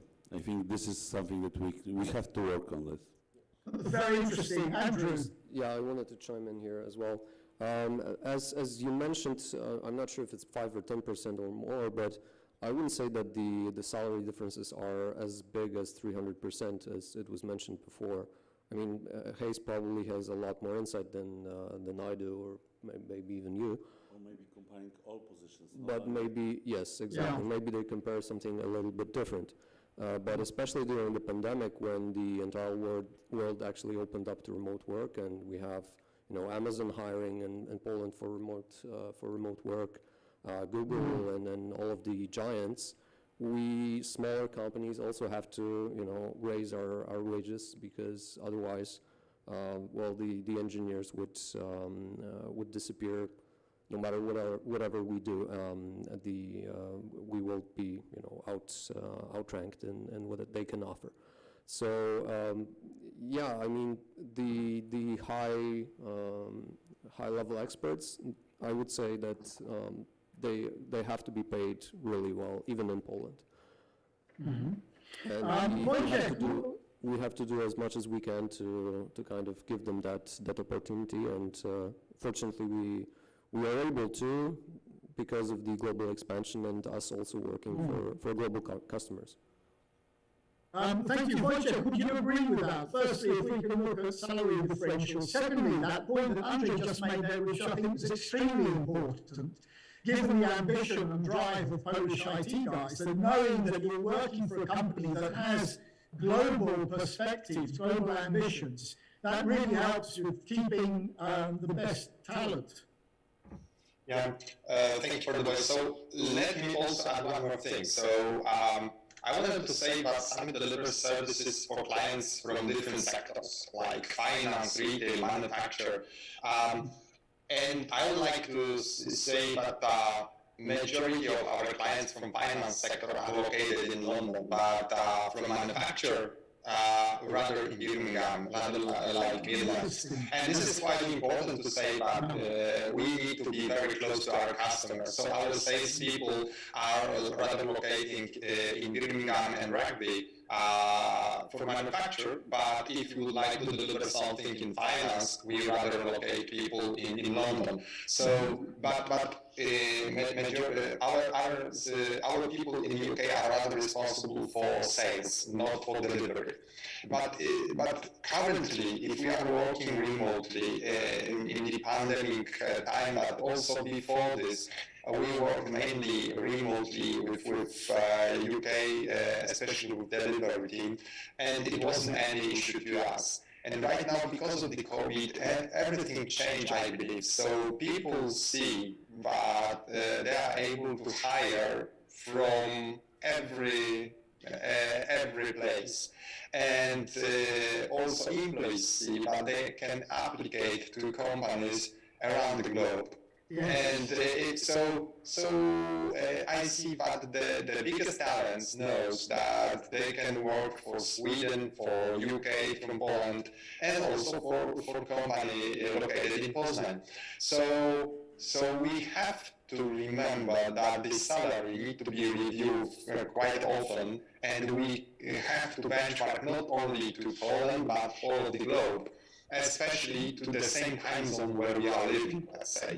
But this is quite important, and we need to address those expectations from the key talents. So yeah, that's the main challenge, I believe, for every tech company. But right now we are competing about our talents not only locally but globally. So that's the key. But also I see great opportunity because we don't need to sell locally. We can sell for abroad as well. So it gives us a chance to compete with companies from different countries as well. And that's thing, I believe that's the key thing, and let's say that's the key advantage which we need to take to be cost effective and also to answer on employees' expectations. That's a really excellent answer, because what you're doing is you're placing yourself in a global ecosystem and you're getting the best of both worlds. So you have the IT talent in Poland, but you also have the UK and that particular ecosystem, which my next round of questions is going to be about access to capital, about business angels, venture capital, private equity, going public in effect, as Tenderheart already have. But tell us about funding. Are you adequately funded from Poland, or have you had to tap into the UK capital market? So I understand that the question is also to me. So I wanted to say that Summit grows operationally, and let's say we have only the local capital. Right now we are changing our company from LTD form to stock exchange, and right now we are in the registration process to find out some capital. And if we are thinking to some merger and acquisition, we are thinking only about companies who operate globally, especially UK. So it gives us a great exposition. And if we would like to compare Polish and UK market, it's like ant and elephants if we are watching on the farm. So obviously UK gives us a great opportunity to work with much bigger funds and much bigger projects. And if we are thinking to gather to do some merger and acquisition, we have to think about the largest markets like UK is. So right now we are totally sponsored by Polish capital. But yes, the next step will be to merge. Looking to the UK. Yeah. Okay, thanks very much. Victor, may I ask you the same question about funding? Are you reaching out to the UK for next rounds of funding to fund your expansion globally? So actually, Chopin doesn't have any funding. I think that it's a big story, because I think there's a lot of hype on funding, a lot of money which everyone is getting from everywhere. But I think it's it can how to say, spoil the business, because at the end of the day, equity is the most expensive thing we have. But since there is a lot of money, everyone is getting it, everyone is spending it, and nothing comes out of it oftentimes. I'm just exaggerating a bit, but it's a lot of cases like that. I mean, it's everywhere. I think the question is, I think venture capital is appropriate for very specific types of businesses, and in many cases, you know, it can harm you because if you just give away 10% or something, then when you want to grow further, like experts, or there are things which are really expensive, and like the best experts even will only be interested in equity, for example, and if all the venture capitalists have your equity, and they don't work for you, they don't write code and don't do sales, I mean, you know, you have a problem. And so I think the model is not very good, and especially because it's kind of, it can be bad for your morale in some way, because if your aim is to develop the best product, then like you maximize all your efforts in that direction. But, you know, we have to be honest that investors are looking for financial returns. That's what they care about. So in many cases, there is disalignment of incentives, and bad decisions are being made. So that's, you know, just you know, a comment, and I'll say comment. And to answer your question, we don't have any funding. Like, we were lucky enough. I mean, it's not luck, but you know, some type of risk. And what my thought on that is that, especially in it also differs between companies, but for product companies which create technology product, the most important thing is that you sell it to a client. If someone pays for it, then it means you create something good. You know, it's much harder to get money from a client than from investor. And basically, that's the best way to grow your business, because now everything is global. So if you do something that's pretty good, but you know, not the best, or not really good, at least in some specific branch or, you know, niche, then sooner or later everyone will switch to a better solution. So it depends on your time horizon. If you want to, you know, get money and sell your company, and, you know, get some money, which is not always the case, because it's not as easy also to sell a company. It all depends, but overall, I think it's important to have the other things in mind, also when thinking about investments from venture capital. Okay, thanks very much. A very good answer. It's easier to get money from an investor than from a client. Okay, thanks. That's a great takeaway there. If I can go back to the embassy there to talk to Robert and Andrew, asking them exactly the same question about tapping into capital markets for expansion, where the money for the next round of growth will be coming from. Will it be coming from your clients or from investors? Would you also compare the UK capital market to an elephant compared to an ant? So either Andre or Robert, whoever would like to start. Yes, I can start. So our approach from the very beginning was not to have any investments, and we built the company 13 years ago. We started literally from the pennies that we saved, and that has been our strategy. So and then we were also happy and lucky enough to launch a startup, which is also bootstrapped and is doing pretty well now. And we are not looking into external funding.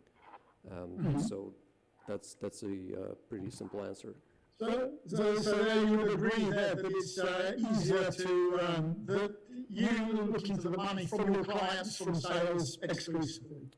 Well, it is hard to find that money from the customers. I'm not sure if it's easier to find money from the investors, but I do agree that there might be some misalignment between the investors' goals and what they want to have out of that investment, and the founders.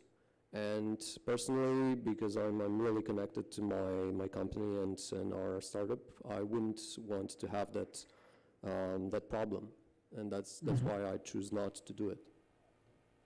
Okay, thanks. Robert, you're a publicly quoted company. How do you see the issue of funding and growth? You know, let's start from the tender hat. So we are listed from April this year. We done the first IPO and we got more than 1.5 million pounds from the investors. Why? Because we want to grow faster and faster. We seeing a lot of targets to do the merger and acquisition transactions. It's our strategy also to move to the main market where we have enough free float which will give us the IPO. So this is about Tenderhead.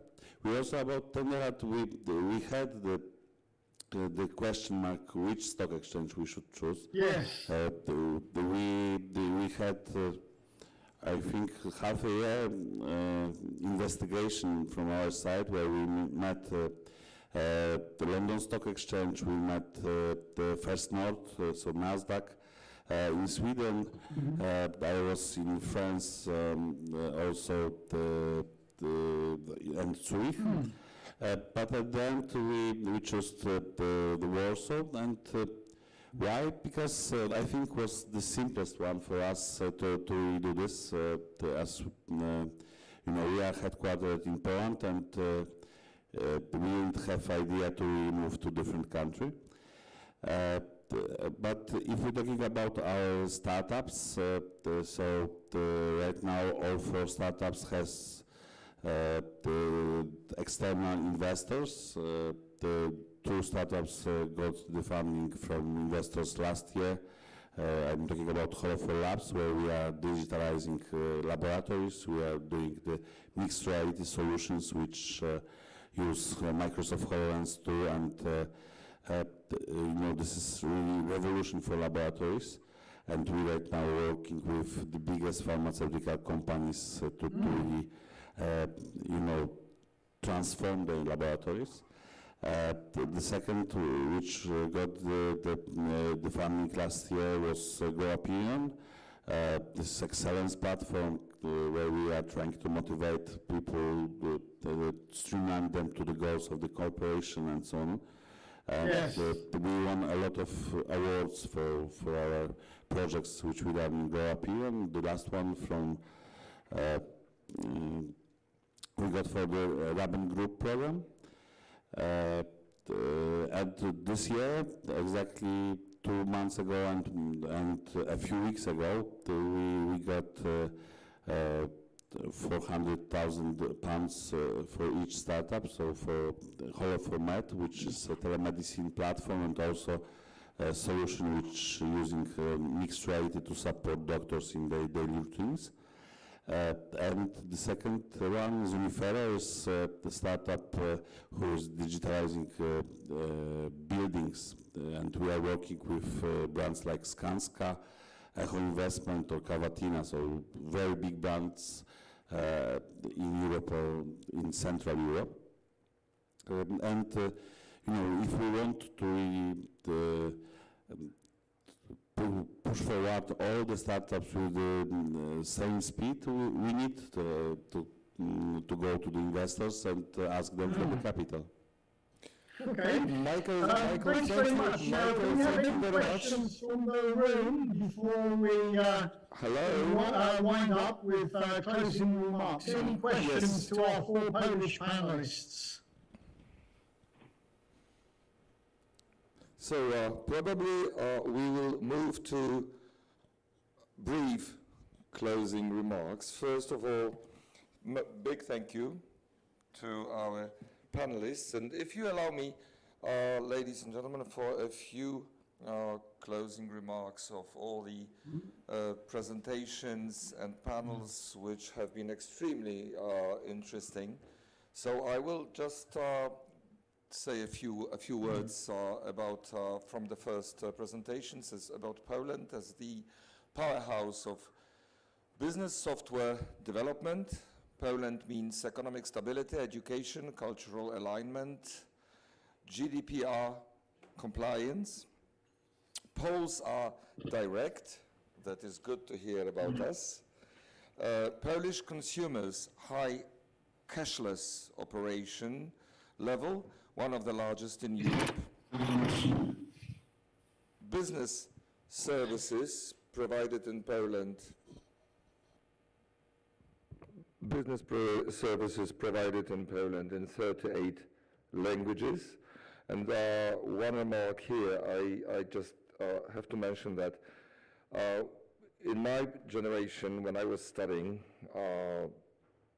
maybe 10% of Poles spoke English or foreign languages. In one generation, in the generation of my daughters, 80% of young people, yeah, well, they are in their 30s and 40s now, still young. They speak English and a number of other languages. This is a huge leap, and it's almost unbelievable.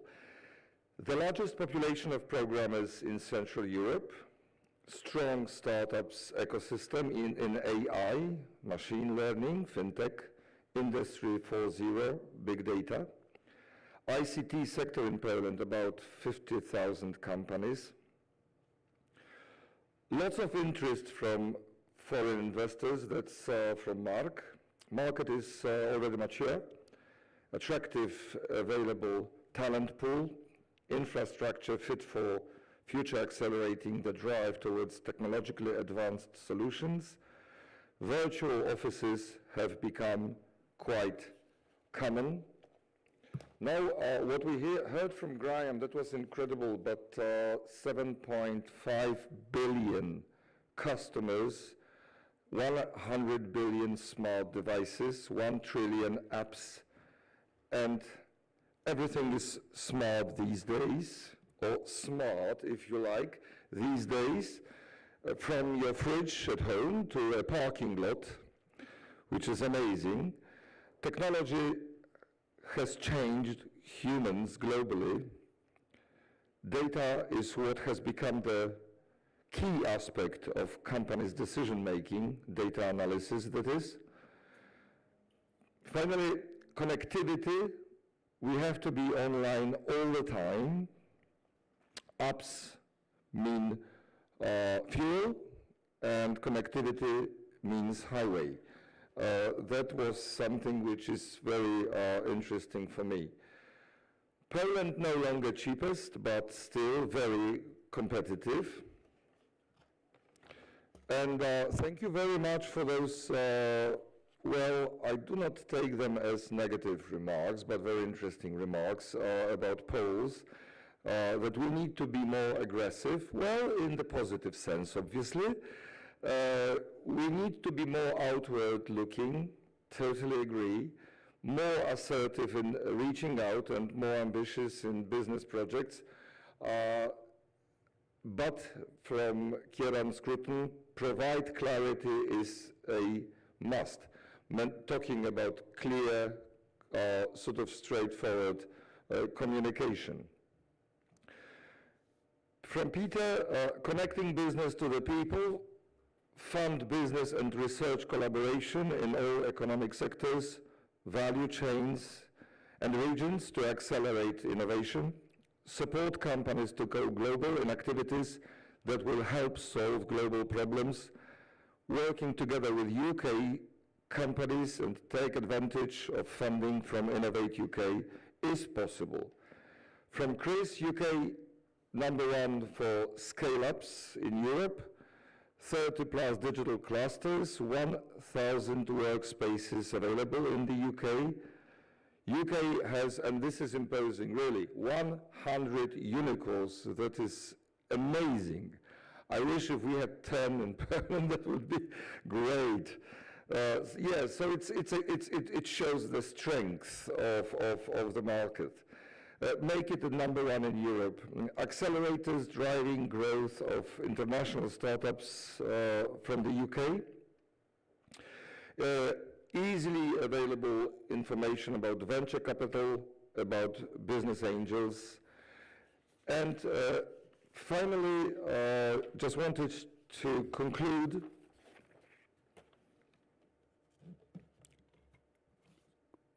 mentioning huge possibilities, huge opportunities for UK companies to collaborate with Polish partners. We can see more demand coming from the UK business. Future is bright. I like it. Future is bright. We have to believe it, that future is bright, because it's a self-fulfilling prophecy, obviously. But the supply has to meet demand, and the risk of brain drain in Polish IT sector still exists. We have to recognize that. Once again, ladies and gentlemen, I wish to thank you very much for being with us the whole day. I wish to thank wholeheartedly all our presenters, speakers, panelists, but let me please thank especially our technical crew, and a round of applause for those people, ladies and gentlemen.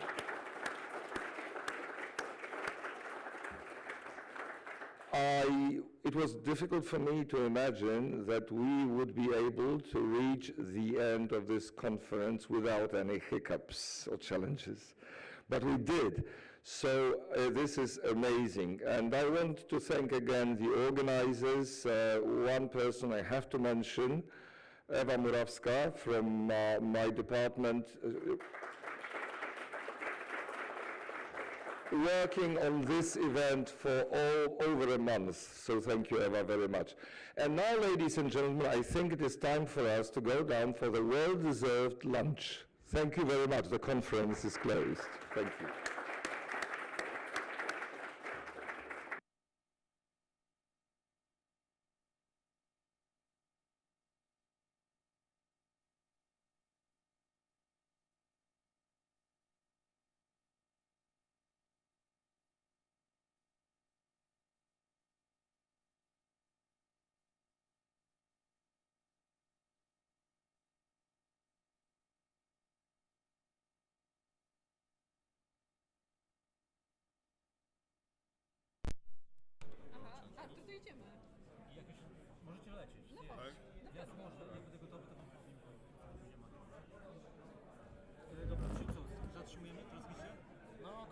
Bardzo dziękuję panom, bo wszyscy się uczymy.